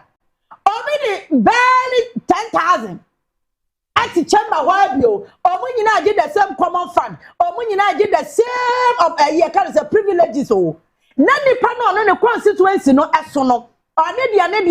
Nipa 15,000 per bino or when you net channel pay. Then the other reducing number no near who say, yeah, sikana, yeah, they bomb hokano. At least it's worth it. Well, now when you are bit to set to MP or teacher, or Nimu, or Nimu, Mamma, oh, no, I can't budget tell you as finance minister free chamber. Was or what? Thanks enormous so much of no or where I saw home with evidence. Look at all this. Which discussions across the chamber? Should I make contribution as uncle for Binusano? Come your chamber, and honest and a lawyer came. Those in favor say aye. Those not in favor say no. No, the eye has it. Yako, Yapon, and Amebwa. So at the end of the day, we are spending a whole lot of money on Nkosuo. Yeah, they are not even worth it. Say near Yanis a catch in a wasika. Now, delegate system, ya, one more trouble in saying, Yamabaya, Domina, ya, implementing a bay. Delegate system, ya, Nanka, and run as a catch in a Sikaka. Oh, Nuekie, I am campaign manager, not the Sikashumano, no, a fresh Samse, Chama for Moya, near Tia, secretary for Moya say, near Tia, and one catch I MP. Catch I MP, and then. See, I'm sure you perform and perform with credibility or be a double standard people. Near here, so what's the kaka club to me, delegates. Not and one no. say ukwana sa political party no so kra e stronghold wo ho dia e na osimwe wedam wakwa chamber wa no wakwa parliament na ono na akwasha brama Manye Nuekie si yeni so. That is my problem. It's na make no enya say decentralization na me against it. But you see, parliament is a serious business. But because say ya you know nipa no do so dodo. Shada me kwa benya constituency, one of the biggest constituency. Honorable Elikwele Makurugu. Chamber wa oti anu obi ti say Trobu MP omo common fa de beye pe anamebwa ukwa northern regional constituency bi wo ho ma ehye na nso bi asa Honorable Akurugu domi kwa benya constituency kakraka woni bi aye pe anamebwa Evano Ejomoro Joda Honorable Akudoku ni constituency wono constituency no wuramu a na sami da me wuramu kwa de me yade ukwa sa constituency na ekuro na bi hihye motom ebi wa wutimi travel anu akwa Kevin wura ha wo be wuramu na ne jobro bi akwa di afra wuramu na ne ye ka ne say alembele kakra na afrafra enti sa constituency bi sa no obi ye MP wo ho a wo bebre pa enti se sa nipa no timi hwe sa constituency ni so a e de enti na abeka cha me se na ye nipa 300 ye do amo ye de. That part in the Constitutional Review Commission there, in fact, me no amanya. Any part of do because President Mahama is running on my way with 58 ministers. She impact what yama kuno. Na time I could find the basisa. Any part 120. She impact on the my oboya kasuso bo kronse to. Adia nipa 120 mi anye no. Nipa 58 ye aye ni ye amanaya aya kona. Why do we have to go on wasting money? Adanya was so being appointment. Adanya will so will be MP. And to coach him on my bomb for karate from Kwa, a good one and the go. Yan so be Jessica. Never church a delegate. No. No, I quite NDC and I say people tickets so. It's in an uncle for any bro, will say NDC as a party, I attractive. And to be a free baby, I was in some standing or NDC tickets so. You get it. So, Massa. Baby, I keka kwa aso mine say yanya careful yanya careful nipa 300 abukwa gu chamber and e dey no moko e dey ya o market kete ma we ya no 40 million e nipa 300 nkwasa mbra mai adabraka Kaakyire me dia me no nya adwenti so wo other explanation bia e no dey so opinions are like noses yeah opinions are like kadia na wo kan na mintie angana na you were saying say a nipa 300 no a dozen. Secondly, you made a point that maybe there's going to be trash in parliament. And I'm telling you, say fine. It may be so, it might not be so. Because it might not be so, no. Say Obi MP wo trouble. Now a bon no nkyere say Obi a war ban so be bon. And don't let us forget say nipa na to aba no. E de nipa. You made this thing here say bia Otibo Nkosuo bi ono sika no wo enti obetimi etuatua ama your friend is saying delegate na ya to aba ama no eno so wo honom but I can tell you say sisi an Ghana for hwe niemo when you go to parliament I was there recently ya na enipa mrantie pa go parliament now I was me said that bisa reporters. Papa wo pa. And what makes you think that 275 net 300 say na aka? Say na make say 275 na mukura do so ye hwa so. Me I'm even against that 276 or say 275 now you want to see ano. That bill. Ado so do. That bill sir it has got to do with constituencies. Until we need to just create some of the constituencies. So are you trying to tell me the constituencies bo are yen twa so na yen free wo? Me ka say yen free wo, yen keka mom. Yeah, in all no accountability should work. Now, if you first have 300 now, so we go accountable or minor, that's it. Because without that accountability, no, someone should because when him saw Yakana, by Indian friends, so that be accountable. Okay, so accountability count. MPC more accountable. Yes. Send no bebu when the constituency and amebo. The constituency no bebu. Obu and the constituency abide no ebe who say listen me person so they can even publish it. That's it. It can be published. It can be televised. The constituency for Kwana on the yes, but papa, yeah. Somebody me papa. I'm on minor. I think say it's worth it. What you say? Apart from Akonta, the crowd say one bet to me assume on mine year. That's it. It's part of the Akonta. One be affect individuals positively. 4 years on Kasada. Language barrier. Yeah, me language barrier. Language barrier no honum. And a second day when we say yeah. But they are on committees.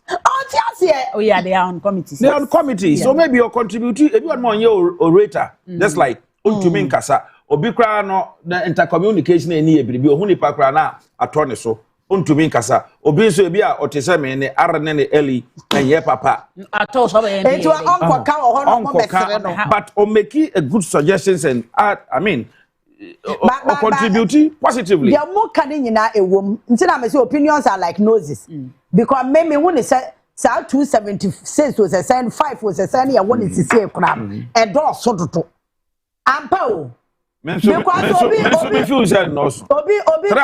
obi constituency wo edipa e ho o de toto obi fufro constituency a gabe wo mu ko be 40,000 yeah that one oh yeah e be there so pa it depends on the constituency e be there so pa the size of the constituency still na no ye jitum se sa nipa na e bia ne constituency nipa be 60,000 70,000 no eye ye ntwam anase ye nchemu ye na nipa ne timi manage a ede na was still na ye kase ye creative ya sa ma be kan na Oman ye sikasa o jeba je na ma ye creative constituencies see as nipa adoso we are growing na nti ye grow nti ne ena se ye be ba ho na 500 MPs be bi chamber ho ya time ma ye kase ye di anu achi dia se na lawyer ke China ne India fo mo ndo so nche ye omo MPs ya he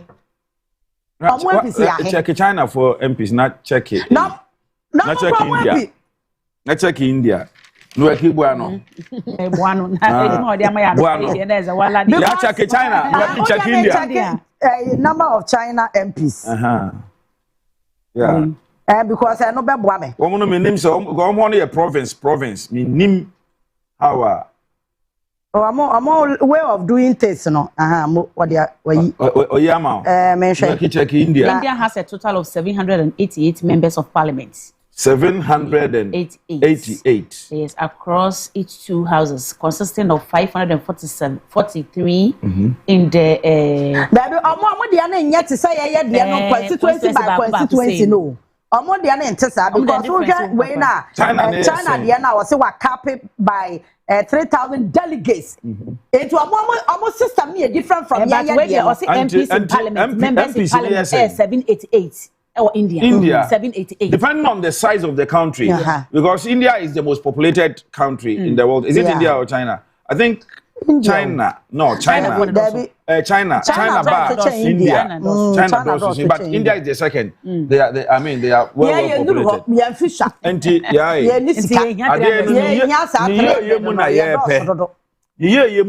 And qualification to but your qualification should be a benchmark. Sorry, I know what would be.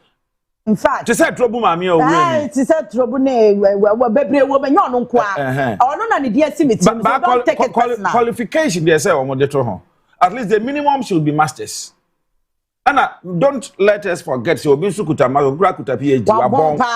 So, yeah, school no go away, Chromatron. Into a yana game. Well, Obio Honor, Obio Sebiota Frache, Obio Form 5, and 6 form.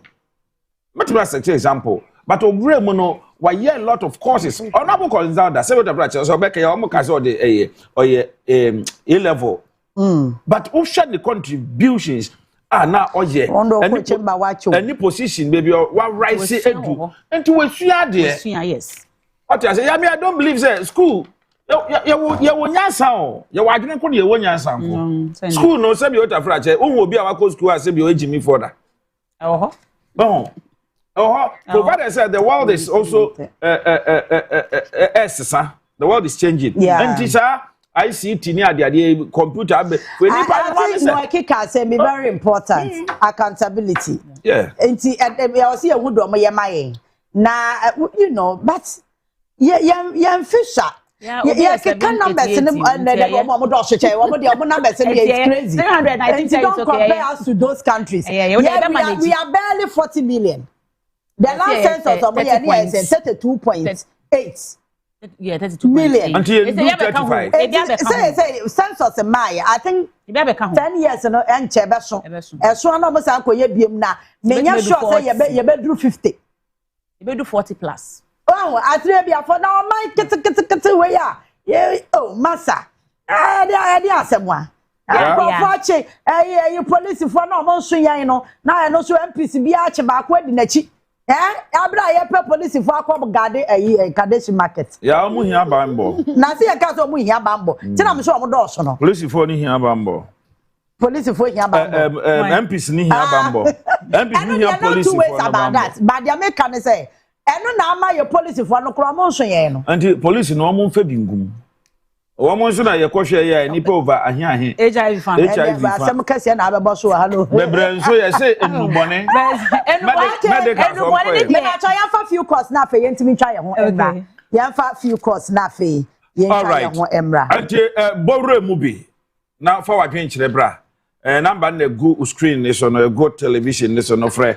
Na yendi nkomo sisi a ofra na wa ye ni to amami 0302771593 0302771593 frɛ na for adventure bra na yen kasa na yen hwɛ sɛ aso na abobo so anano pay nipa 300 a pese form as parliamentarians no ogitum ana unjintum ya jitum 276 no you okay ana say 300 na kola bian kasa anti kola se ne beba no ki why won anti something we be amame something we mo ha me ni ma bi ma adwende da anti frɛ na yan kasa na no pay 0302 771593 hello good morning. Good morning, Kaakyire. Yes, sir. Empombo ko de. Boko Kaakyire na wo so we. Onyankopon ehu ye mobo me hu ye pa. Yo, chia mi nuaba ya Titi na mi nuaba Ekisu me chia. Yo, so ya Titi o. Me chia me a me fa de chame fo so ampofu. Bo gidi se na wo twe yi. Be ko ni papa yi. Me fo obi anko asunjue ni mu. Ombra chia asunjue ni mu. Na me chia me chame sibu fo so adare. And me a mi nua pani doctor mo a oba national vice chairman bi obi a me chia no anope. Okay. Me di kan ka me nua ba na o ka mo no. On the end ni di no Manye, your friend Manye Nuekie. Okay, Manye won. Manye. Na some o ka ye no say MPs no enya account no. Me ni ya jin pa 100%. Sa din na ya join MPs no. Omo common fa na mo ji no. Omo fa nya hwe. The party ni power. So me de na me pa me nya the government na power. There be that was common fan. Can what dey there. And they said Obaapa Yaa kasa ni MPs 300 ya dey kwan. Ada ye sumo ana ana mo na baba sumo ye. Omo na baba sumo ye. Ama ejuma ana say law abawo Oman ma aye juma. Nti ye say omo 276 ni dey. Eye mo ko ba bia bio because omo kwa that man so omo ba no mo kwatan.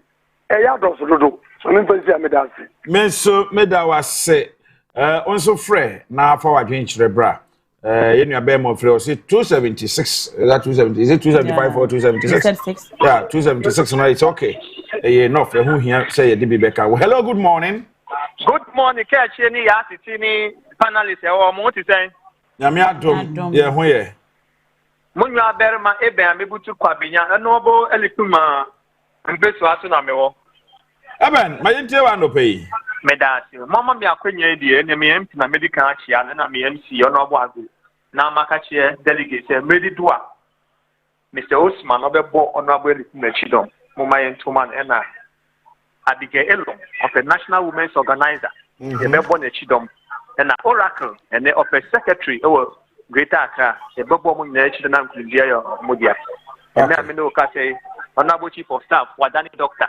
abo mama doctor Michiano Yankopon ma na mbisi ade mbese so doing grassroots no menya be ma ye mo bi wa anka ye nya ya anka ye nche numbers ne so from 276 because all car ye bowo MPs one those ye papa first example the no money security say the among police back na senior union police back could be our organ and it's memo phone. Say 1 is to 1,000. So what I say? Yes, I did 300. To me, no, a dose too much. Okay. So what I say? Minyayanka. Yanti so much 200 senior formally at you. Oh, and I am maintaining 276 now. Now, maybe my son is so baby. I did back so constitutional review actually my DVA partner. Let me say, Mr. Roman Penny. Who said DC in the MC on my I say better swabber. But I quite for PS or Mampany said, or bear appointing Nipa 5. And you get maybe Nipa 5 no appointing. I wouldn't die NBC for now, say a bear man from month. Okay, a man from Frank Bear with it. And that's all but some of the Destiny municipalities. In point to it, I say, it is Uncle Yin, I had me a 12 money yet, and can bear free for her, and I can change the one. No, dancers because someone penny, young class and this and young one ever to power. The next time it's not a kufado, and that's a baby so up and not about that by appointment. And I'm the one. No, so I say you can start MPP 4-5, and now the CPP 4-5. In Japan is out there, now you just say free for all. In Japan is no be a play. Guys, I know what say. You ever want to the permit to Obama? It's not someone penny. Among some bread, you say, young Koyasa, young Yenny, open. And the age didn't show any about 35 years for presidential with Manager Hopa. And it's a manager. Okay. It's a master of Penny. Yes, answer. Young comrade, do not MC election it dear. Enquire free for all. Yeah, be answering now for 2 swabber. Mooning Yamin Yamin Cow, Eben. Yeah, that's it. Ofofroso, Embraso, and Anope on 0302 771593. Hello, good morning. Hello, good morning. Boss, I'm pumped to say. Yamia Dumboko. The Yamia say, Biwano Mami Kakra, na Mentil Kaye. Udini be our friend. Yamia Dumboko. Yo, Yentio. Program in Arabasuka, Frame at the cruise. Okay. The police union. Okay. Me problem na me work akare say na ya ISMO ya center say qualification and qualification na school and qualification na school kromu ya hu akrachi fo bebre a omukuta masters omuni munyansa ba kokora o no kre enti qualification school assembly de mon panto nten ya hwehwe anyansafo na yedo omubu mayo any qualification obu onma okuta PhD by what Jimmy Nkawanko school kran campus so excuse me my word yeah Nkawanko school kran campus so ya hu bebre okuromu a enti qualification say ya the master say nipa no ya the MPhil kran na eba na woni mu nyansa MYN no correct ya bebo ya pa nyansafo kwame nkroma mamu ye nyina o de nyansafo or nyansafo wa omo ko school. Okay. The problem by you facing Ghana. Problem do say one go school as not a finance minister. Then the University of London Obaapa Unchatra. No about same minus it is the same brother say and you nyansafo sabi omo majunu mudawo e panifo say esunyansa and a snadjene as na snadjene e hwehwe sankrofo no omo na beboaye ama man no aye dan omo omukuta qualification and they say A4 sheet for no more disappoint you A4 sheet for no more disappoint you be pray okay temata we na ya awidifo nipa onane tema awidifo be tema ayenya moto we disi kwankwache owie le go one go school by okay say when make you point you know awia ma yeah that's it my last caller me who say me amini a Jeffrey o kan say eni ni aye kradwa onu mo ha omo be man komo na de until last caller also hello good morning oh I'm didn't be afraid your friend prosper me say ashama but you be wa no ma me kakra wadawma your friend prosper me say ashama you prosper my entie o ya titi eja ye ni wa na ekọ ye fie wo nua na ede be pia anope mi saka mi cha papa na me bisa o qualification be na nka ye finance minister na wo ja na kono wo na nka ye nko sa qualification ni ye ma ye fa parliament biom wo no dia be di anya secondly sa 300 MP mi kwasu Try na say say Ghana Titi we dey men eko. I say I job for all the boys that say Mr. Mu. Enu kwa dey amemi agency. Dual citizenship no dey me foaso. And dey be boa. Okay. Me da say ye dey afrefo ni nesia me kwa dey Joe Ashaman. Joe, Chairman Joe Saradodo na ata frɛ no. Communications officer at the NDC ewa Shama. Joe Esnya Kobiem, Yeshe Juma Joe Aba, Ne Juma Wugusukra, Eje, Ebru Adrenin Tiaseso, and Tiabesre, say Joe Quaya de birthday back or high to my okay. Back up. And today is in Pacho, birthday night ready, and now with the Swama Yako, where you want it to just some 30 seconds, but now you're sorry so. Now you're at the interviews, no Abba. Entino Magdalene Techi. Dodo na fro Melji o teshi te bibia no honom sa e na wo o ton tade ehun se masha tade bia ye ready made e fa na chese Melji e na wo de e ma me ti belated birthday enko emfa ma Melji mpacho ni mfoni e na dash screen so no se ne hu hwa kala no so de na ha se ya anti nyankopon to ne bo ase na on hwa ho fe eso na wabra wadi wa wo da wie no on hiraw wo de okese na onto onkwanamenti Melji. Happy belated birthday to you, sis. Nami ensure na na pende me pon me shop. Party as me say o de nyama ba nti me ba na ma be yi bi nti nyankopon ensure de be sin brand ye nkwa busa for ma ye nyina we so na ye ntwa ye hu tia wa na ye mra ye ba discussion oh let us.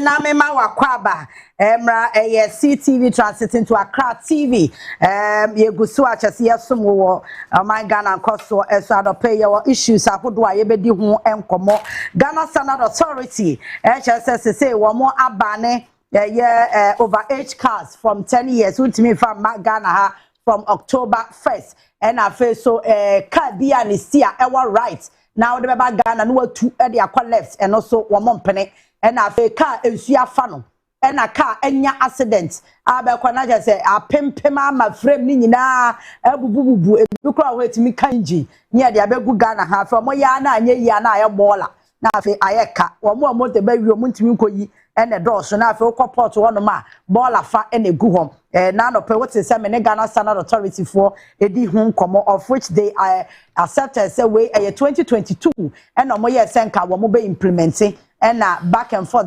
afei na ekwan no emu ebie ye ne car dealers nso edi nkɔmɔ wɔ afidie so enope ya mo so agye atum sɛ Ghana Standard Authority and womo aye stakeholder engagement and they think say ebeboa womo ankasa kra so business a womo ye no womo ma concern be say mostly no eya na individuals rich near yunko a we say ni nua bi wo oh they $10,000 we toka no ato accident car no de abre no enti awie so ane de akwahye car dealers say womo na ye womo krakra sa car sefo no edeba to womo so womo ani age ho say ne Ghana Standard Authority say ekwan na bie na wo mo de sa ba no ebeye adwuma no achi so no said na mtamaklo issue no so wo epono so na wo hwa gofredame akire say 2024 na maame no eye appeal no ono wahu na ohun ya ebia kenye nne na afi na wo mo eba be ka ho asem na no achi so kra no asese no mbra no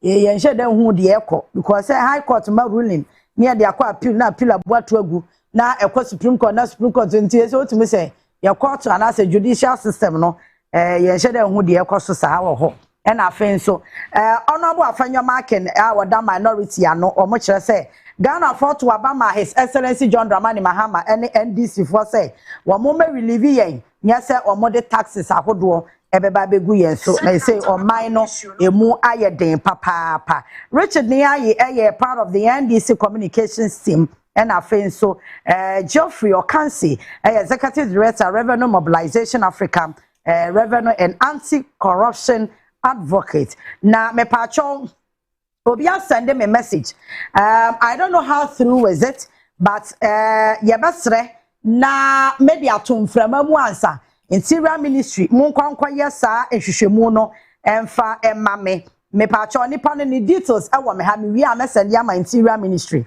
yes Interior Ministry won so mo send message di ma police recruit for na yafa wo mo no na omo koso omo kwa akwaje omo so omo message so omo kwaje omo press process omo beko no na ma ka cho se onka ho enti ase nkrofo fufuro bi san ko bochenku wo ho e na omo se fa nkrofo fufuro ade agum omonya satisfied from the Interior Ministry. So please, as soon as possible, Interior Ministry honorable muntakase mutie mi a animu ya yesramu a police for baby omojo omotete ne baby omojo omo prospectus no mu momaden na mutinsi wasisi ya because yesi akaida fo bi atiasi saa na meka no saa na me describe wo mo because how omo deny wo mo a ministry na more information some of them not more prospectus some of see there would the message in a chire pa there yes there be and na wo ma fa chire e de nkrofo from mom e replace and mo prospectus yes ramo ASC as soon as possible mama modia na Interior Ministry mon ko hosisi a na mon put a stop to that eniema na ekwa illegal because me na Interior Ministry ama me message say me mra ma pass me maje me prospectus na me enko toto me ho ne ma fa me start training na me ba na aka che me say there bi me gina hwa me yonko bi a me nim say me ne call ya wan qualify na nipa na ba besi atwamu akwaje edi besi atwamu a me sremu a ye pa mo cho ye sremu a me wi a me the details no ebe sende honorable muntaka na mo hwa ni musisi ya emfa emayen because me nyalent yesa me say kululu bi koso ho monye careful emfa emayen krofo fix wo mo ankasa krofo na Interior Ministry krofo na ya mo messages ya fa wo mo no wo mo eyiyi wo mo si nche wo kwa na ya ma o different story nya de fofa ba shem all right a word to the wise we na say na maka ne boko no ma hwan kopotu stop to it na ade acheso nya report corona yes wiem na eguso koso na Interior Ministry ye no bachi ayam e okroma ya fa nchamo enti we na maka ne boko we enti na mo na ya titi menye onza na maka ne boko ade achena me ba na ye mu ngamu a no what ya say me di kan be kan na minister ne nkrofo no mo no man yo madwuma na say o man kwahwe say the right thing should be done. Anyway, Richard that's saying Obaya Nyankopon Adaroma ne President John Dramani Mahama Dumunti ye ho ye na no pay. All right, Geoffrey Akansi boko de Isu adom. E de nyame ase. Ye de nyame ase. Me nem say mo weekend ne ekoyie. Ye de nyame ase. All right, Richard, my man shall say free so Ghana Standard Authority HSS say the abrewa ipuma kwam October 1st. Ka bia whatever krom ha over age from 10 years eko bia no ye man fama enya accident ensu afa no see our right no to the aba left ni nyina omususu say below standard a create accident and mostly omo de ban so muntimi nye ni yie na innocent Ghanaians akwa akoto na ekira nko because car na ebi ko enya accident na akoka ade bi pa control car no Oman ntimi anye ni ye okoto ya na wodi akwa akopem ana wanya accident ana asai to won se woto car enche na eboka nti afa no mani abrea on person mo implement ye nche dodo madawati no ma chia tifo na no pay omo hwe Accra TV CTV nyina jinko na mo hwe na afa mi din sasson kon e dey one of my work coordinator tifo tetekui ma so by electoral area and all the NDC branch executive are do man so by electoral area nyina na no pay be chawmo and then the entire constituency of the Mablo constituency me chawmo se Nyankopon hira na omugusu na support the party at the right time no obia benya na chefa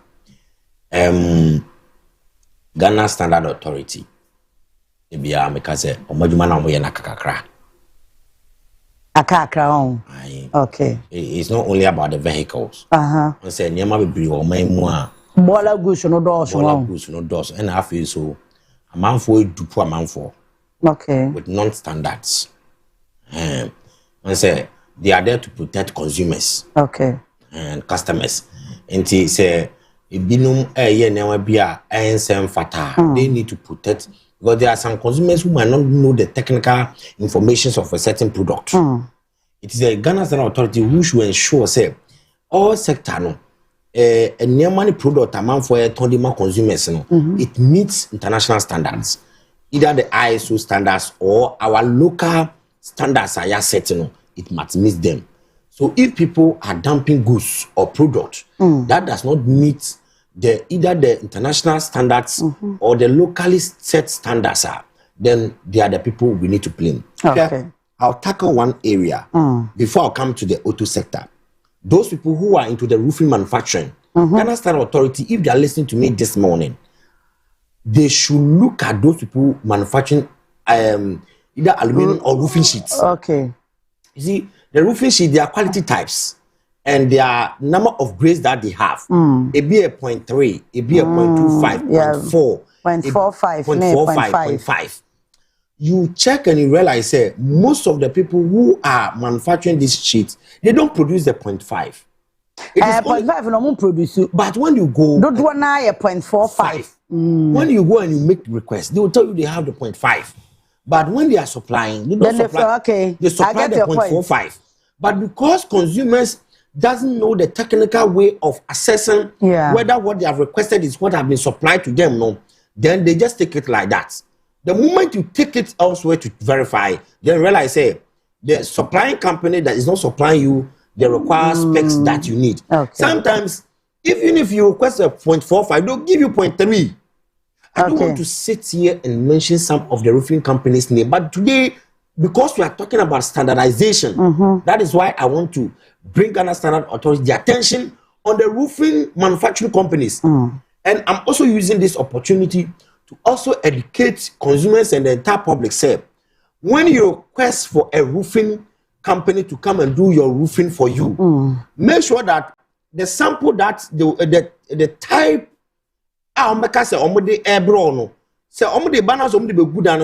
take a small sample and go to Ghana Standard Authority for them to check for you. Because they will check and give you the quality type. Okay. After that, they say, who say the roofing company, they have supplied you with a less quality. Make sure you take them on. And I believe that they are going to compensate you hugely. So Ghana Standard Authority, they should check there. As recently, a big chairman Ziana, a moment to foam, bed, mattress, that's we. And also, because they move out, and Omu says, Anna, most of the manufacturers are also producing stop standard. It is not good. I can mention other sectors. There are a lot of inferior and non-standard products. And it is beacon on the Ghana Standard Authority, which is GSA, to ensure that customers are being given what they paid for. Now, come to auto side. Okay. Almost they say cars 10 years, they will never allow those cars to be imported to the country. It is good. It is good. It's going to help consumers so well. And see, if only they are going to stay by their ways. Say, ne kano, de beye ne yo a, kebe boa consumers. And see, Ghana Standard Authorities has we are tisa. Fridge ne TV. Ya tisa. Let me bisa mo me no mo kasa bisa mo na fridge ne TV na mo kan wasem ne. Ko ya kola pass eguo bebre. Omo se one at a time. Tie mo wie ka. Asa fridge we asem we start kan wasem say mo man fa home use fridge. Emba Ghana every 10 years. As on can seminar now almost actually akoda. And now so we pay public support and answer the bill. And as on the mine and some the diagram. Sometimes I don't understand. When I sit back, say, there's a lot of problems in this country, and most of the sector managers of these institutions, so they are the problem. Yantiana Nasia,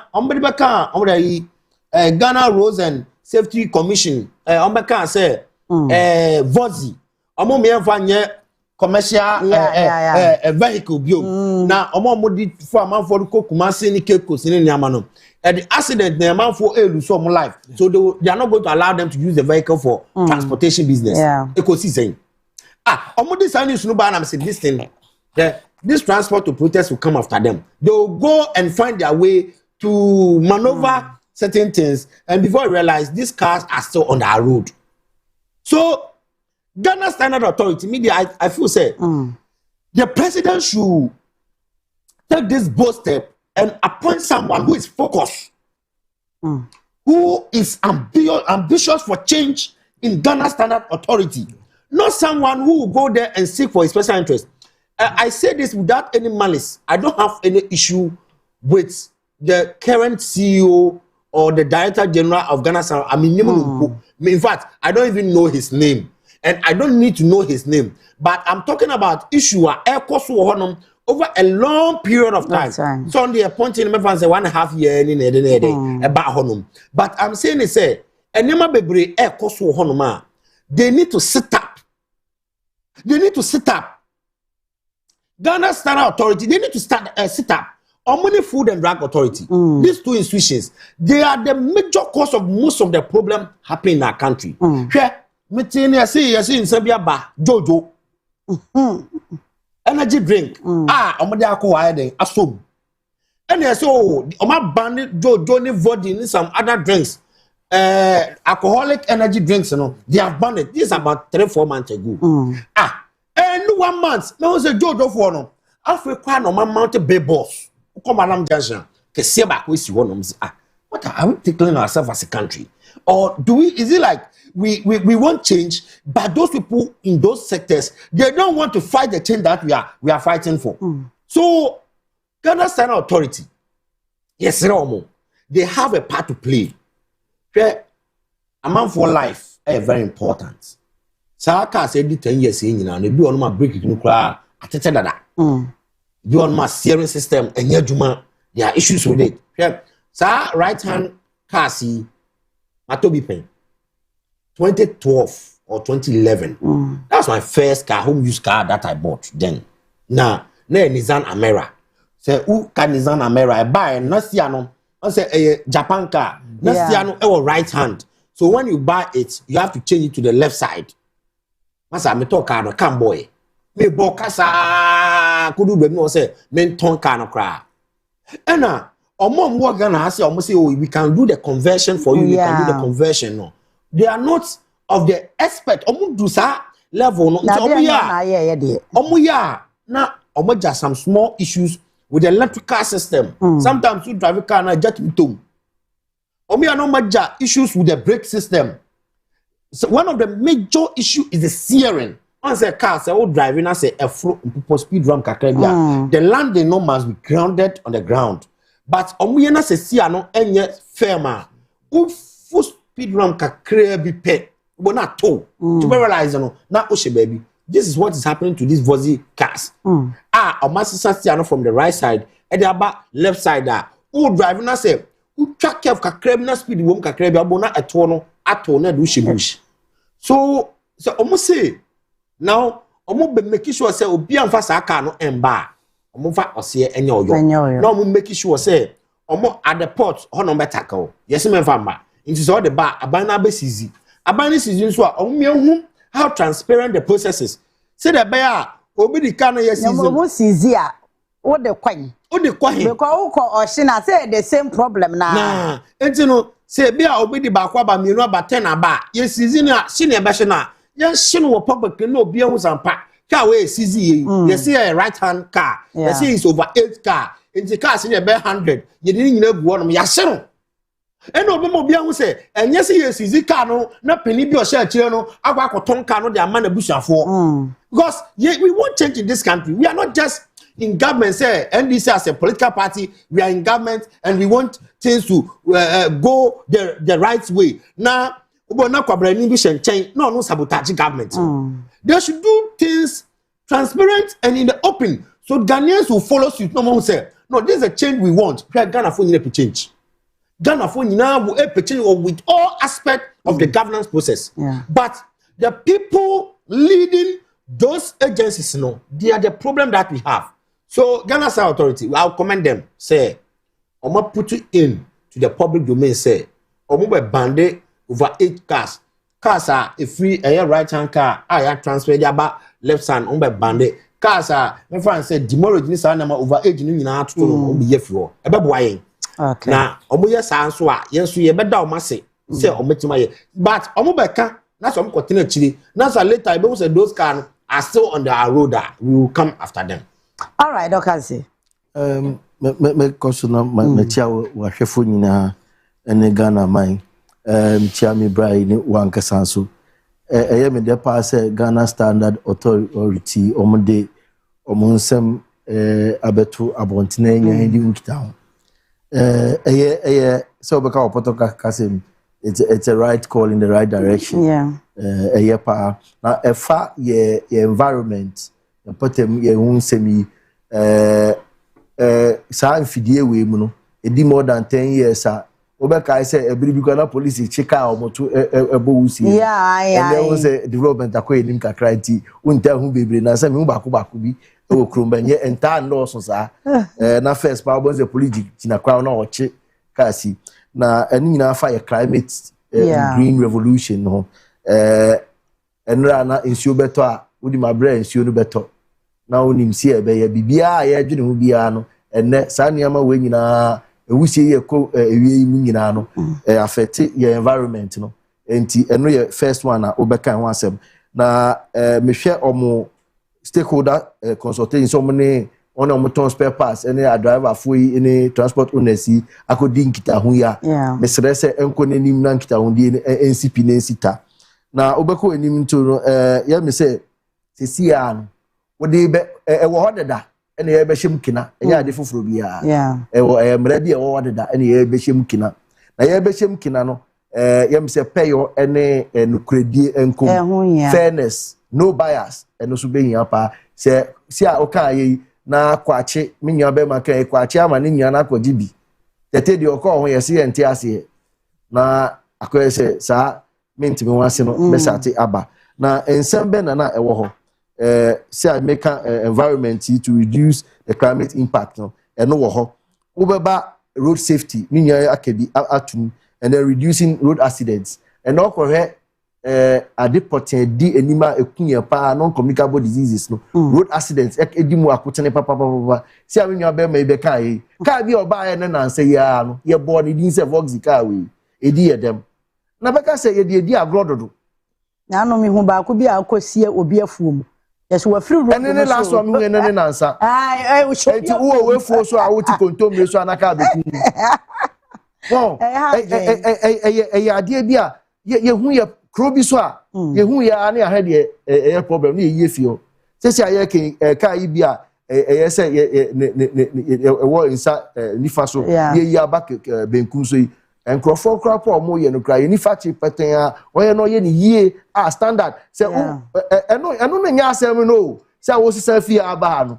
asem na aka kire se ye oye no who is actually standardizing his practice wow se ke ye in tema aka machine bi o de besa no se machine ye sa fe na ye se o ye yi fi a betima ya ye ntimi nya nti se ye nko ho kra ntimi en fa mba ye ndi mra no so ye fa ye adwuma afi to enhance the capacity of the workers adwuma ni na okohe se car we or the machine fidie bi na be se sa car na e ba no fidie we be kire se atonsuo mu pen ana akoe fidie be na o de se adwuma no ena nea okoye officer no ana adwuma ni na oba akotena ho e de se fidie na owo sa capacity na ana okotena ho no ahwe so green afem e so already so ana afem eno ne ye koye na ne ye no se ubeye na ye ne ye ne be boa wo enti sa machine o dikosi yo no wo nkrofo mo enimdie o behu se kai e de no mo de be kire se kai we akoto nsuo mu e na control board no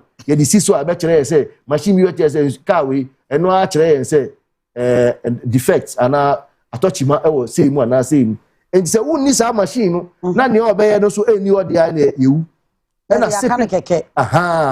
and also sip out corruption as well. Officer for no motion no. Who say emira bi mu no dey be tufu say member of the pabakon na on check. Because familiarity will breed content. Watch out anti esi nim kwame onim Jeff. Enti ekoso kakra pe na che say yebu ni nsa. Afede na danfo enti oba obehwe miensa na num afem.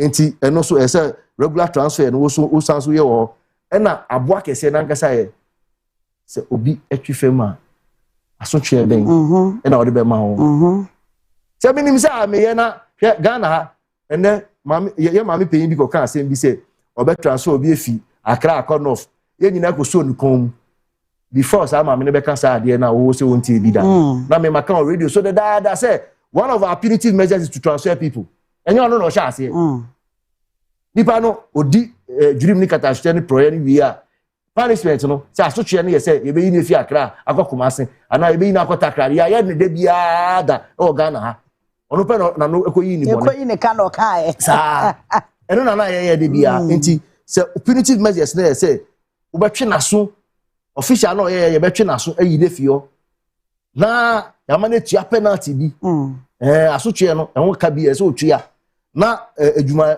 sa businessman no odigwa no ono so ye twe naso a ye mse no so be boa pa na ne ti awa ne se nkikomodi a ye di nyina no eye ema ye environment climate se amo ken wo be ko agbogboshi na TV ni ame no mo hye at a point United Nations Al Jazeera esu yi o TV so say Ghana one of the most depleted we say sa area ho enti asem bi a ehia say na ye di hu kita ho the safety on our roads say we go to kwan ma enye wo nko a wo wakoto accident car no pe na ta frache e ko di udemu e ma mo ko di dwa wo beti ana ese penshan o mugu fom na ya ba na abesu saa yesu wie pe enen na asa pe na ye refi enti ye president e ka tell say we have short memory I Jeffrey Kansi me ka de bia o media platforms de bia so any other media I don't have a short memory I remember from the time other people died because of road we say carelessness with the vehicle and the machines that we are using that are not safe. Me kaipa intermediate mini short memory. The only thing me wapa ne say I have a sharp memory. Say we deliberately do ourselves the harm. Ye de dia hu dem pa voice ya dey amini abe maka yen. But if akosue mu wakotena se o a follow say brake system say ni say e wo ka no. E gugu da me fe no so he. Oni ene omukọ amona rekosu a ade e fa sa technical field na ono e dey reading akohu no. Omo so mo wo he.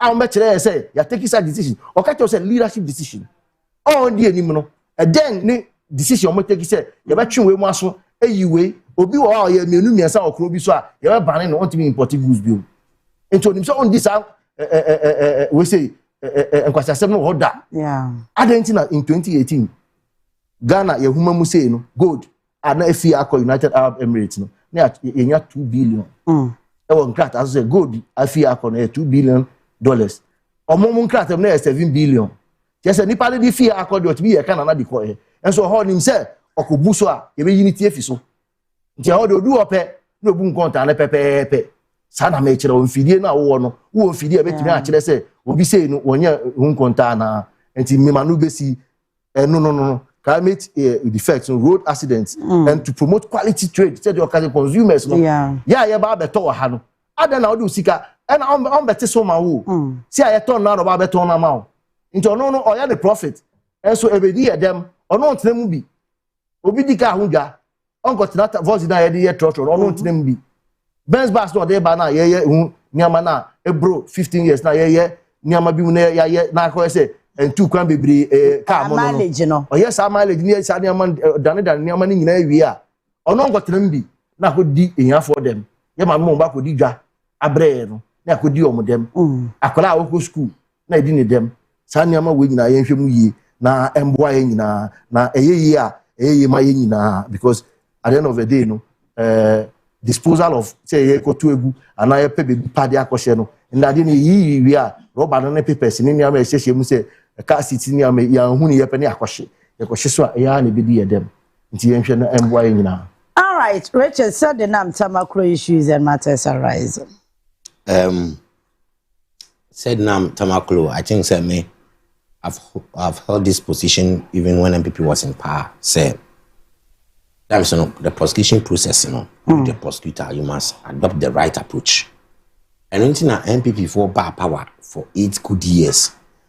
Say, oh, Dr. Opunini, there are other former NDC appointees beyond Mana, they were bent to prosecute them. Like they use Wyoming.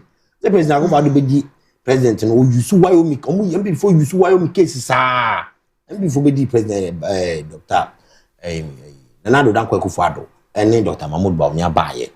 Why you case ko si say? And before Njimanya Moshe. Because now they were justifiable cases before the law. When you take the constitutions and according to how the Nyamano Act no ekikaikano, and there were no way they can prosecute and jailed which is the Wyoming. The same thing happened to Dr. Puni. MPP ba power, Omo Dr. Puni, Omo Mananya to da. Only Papa Jina court sat for 8 good solid years since they were not able to prosecute and jail him. Because now the Pakron on 4 years. Now Emrano dear Dumano, he followed everything according to the law. But now MPP before I might say Chinchina kind. If you may say NDC phone be a dipone in TV jail. Joma. And now another big man. Heritage Bank or be a Heritage Bank our Ghana has it. Because of sending wire contracts. Oh, my man, when you're a profit, I know they be the bank, no Heritage Bank. Alaji, say do Akongo. And I'm going to bank, just like that. They were not able to substantiate before the court say, this man, Bonnie Win Wedi, Bonnie Win Wedi, Oman to your case be and I also must send a Dumasa. And the MPP for out of forcing power, didn't court. Even President Mahama, MPP for a friend, a investigation on who brand way for my president. Nina no na ehudu rada na before ni case bia e na na mo person mo mfa atemu mfa nkosa nkofo wiso na de bia me ka say former attorney general Godfred Dame and also he failed as an attorney general. He failed no ye dede no ka say mra no ni but obetena so na o hwe cases ana won animu no hu ba bia o de cases no befa na the case etimi ayede ama judge out asem so no we hu sampa nipa we wa fom eno na said na Tamakro case we me dem ka say as a case na mabu about o man you should the fact of the case amfanya den ama judgment no e no mudi bu no aten say onko dem 10 years and come you should the fact of the case now ankanya ade ankasa woman anko be jeli no what I say nipa kono musi o wa withdraw sikabi odi ma bank bi na bank no this cannot buy na or cosmetic sikabi na ni nyina at the end of the day no you be some say what this kind of my na you put this kind of man of no that thing na o jeli ni pakro no I say a perception. They use perception to jail the woman. So, and then when I say time a woman no, unim say case no, air cost no, not the lawyer representing no in absentia. But a could do maybe no. Moshe said that case is no is now. Now they need to allow the judgment to come out so that they will see the outcome of the judgment. Direction na MP before nankasa need the then attorney general go for dameno. Omo pese case na yede enko. Ena e baye. Until later no crowd withdraw no at a point. Until later omo judgment na lawyer say there I need to file for an appeal. Now Akwasi said then no we were with an autocratic leader, a very dictator person no, you know.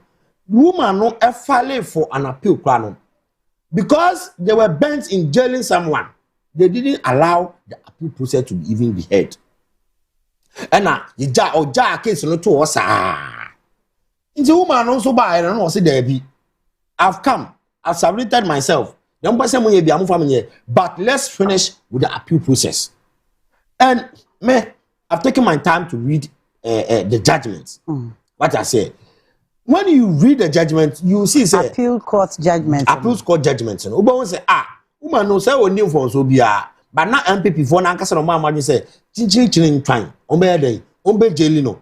And sometimes it's good say don't run away from the case.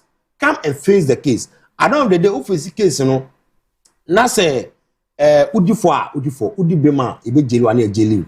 After some time you can use the court process now say appeals do one man by anwaye ntina obi second of rata say we dwana akwa na brochire no me dem make say asem we empro say case impro word ebeba come and face it when your judgment you can continue with the court process bia na appeals court and as other higher court who will see to your case now the right thing I was saying fanto I think me personally that is why I have issues with said the number.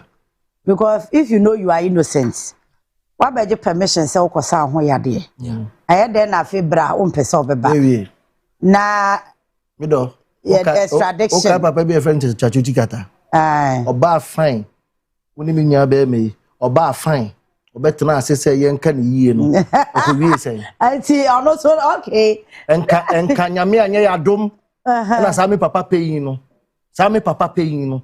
Se nyame anye yadom. And the ratio yamimu and ultimately tinaya. Kaso Katachibewu judicial system there's problem. Thank you. Katachibewu ama meneno Ghana for no will now be regretting for killing an innocent person. And can who say your man pardon. And I see there be pardon to Manye. Let's follow them. Yanko fem. Or tina ya not me yes how. Once nanka Obaapa Yaa Mano. Me bisa Obaapa Yaa Mano na free chat movement ko see be debi na ewie ye obi abre ko dae e no nko atwiri mu na ye no de na aduane ni nsuo ko ma no na Ghana fo no wo he ye jaado mo no nko agina ye ewie ye man presidential pardon no see debi adentra otna ye he lived to see yesterday and lived to see the day and the day after entina ye otimika say twen mame nko horo mensa mame fanchi obi a say $230,000 no manfa mensa anka bi owie ye no say also di kunim from the appeals process and so tell me bisa say ode the gentle ani no kredi ebetena ase no ye ni di ni yi ana ye na ndi ni yi enti say wo hwe ha na wo hwe ha na ko asefem kakra e ho na e de obekọ system no akọ say system no so e wo problem enti say obema na akwanya kakra oh yeah ne ye kire say the judiciary no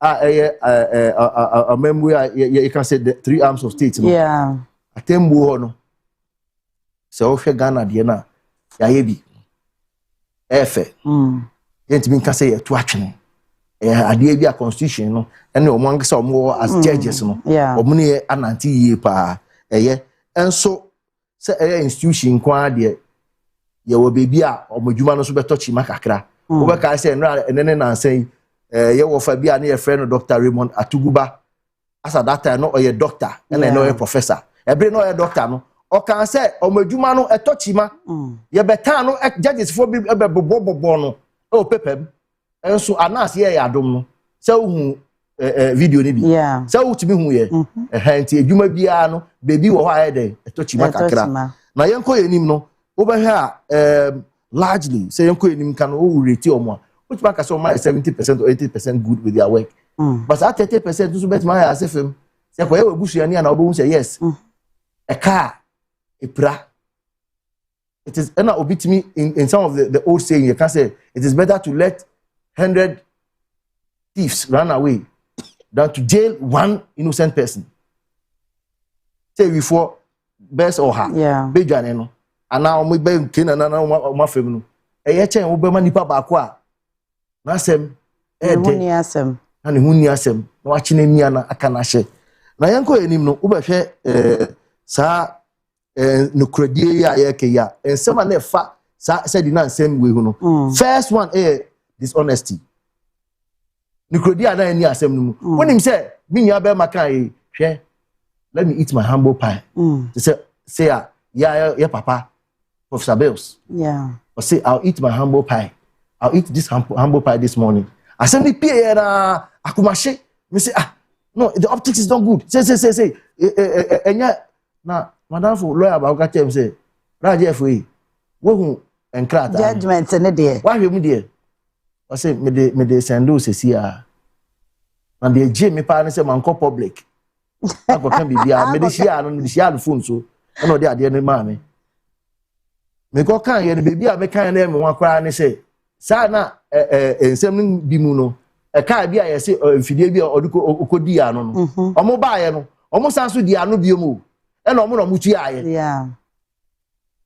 na me akatem say 1000 cedis na wo wetimi abaka say 600 na wo de crap wo de 1002 a me ma sem o mu san na de me kan so man kotua una otua e no so ka ho bi. So that dishonesty is one. Ubeko say ubehwe no poor prosecution processes. Kata na da attorney general da no. Atembu ni peyin da no. Ono no di enim e de call you. Mayenko ye so ubehwe nyama dodo na akofo na call radio so ni TV so no. It's all based on emotions. Yeah say achi we back a, ya achi we back offer sa na ye wa. Oko atemu mu a yes, I different. Humana, the charge sheet, you know. Any humana would say, in Ghana, your system na no. You are innocent until proven guilty. Yeah. And no, I can't say on we are no. I can't far phone was second and you do an trouser at police station. You go court wa. And you know no say, and you no fire you. And say what should I say? On no day or fire. So you prosecuted, would I say what should I say? I break away. Or shame phone fee a radio and say second now we anyway the general no more the KB account na ye dia ko yenim ewia ye be bisa na num nsem e bisa wo so adasefo do so num nsem enti a process say one come na enwie a wo be wie chire no na onim say maslo ko na ye nua ba ko do so na no ye de pa odim kasa de se me aneti yi Stephen Amwa, our former deputy minister of finance. Ono kwa your friend hobby. Your friend hobby. Ko kai e humana ye de judgment no atemu humano. O kan ni nyina mu yobo say ampara no. It was rather persecution rather than prosecution. Enti na just a kana na bi wom. Yanchi ni mia ne kon. Ese ya che chatuchikata ye mia ne kon no.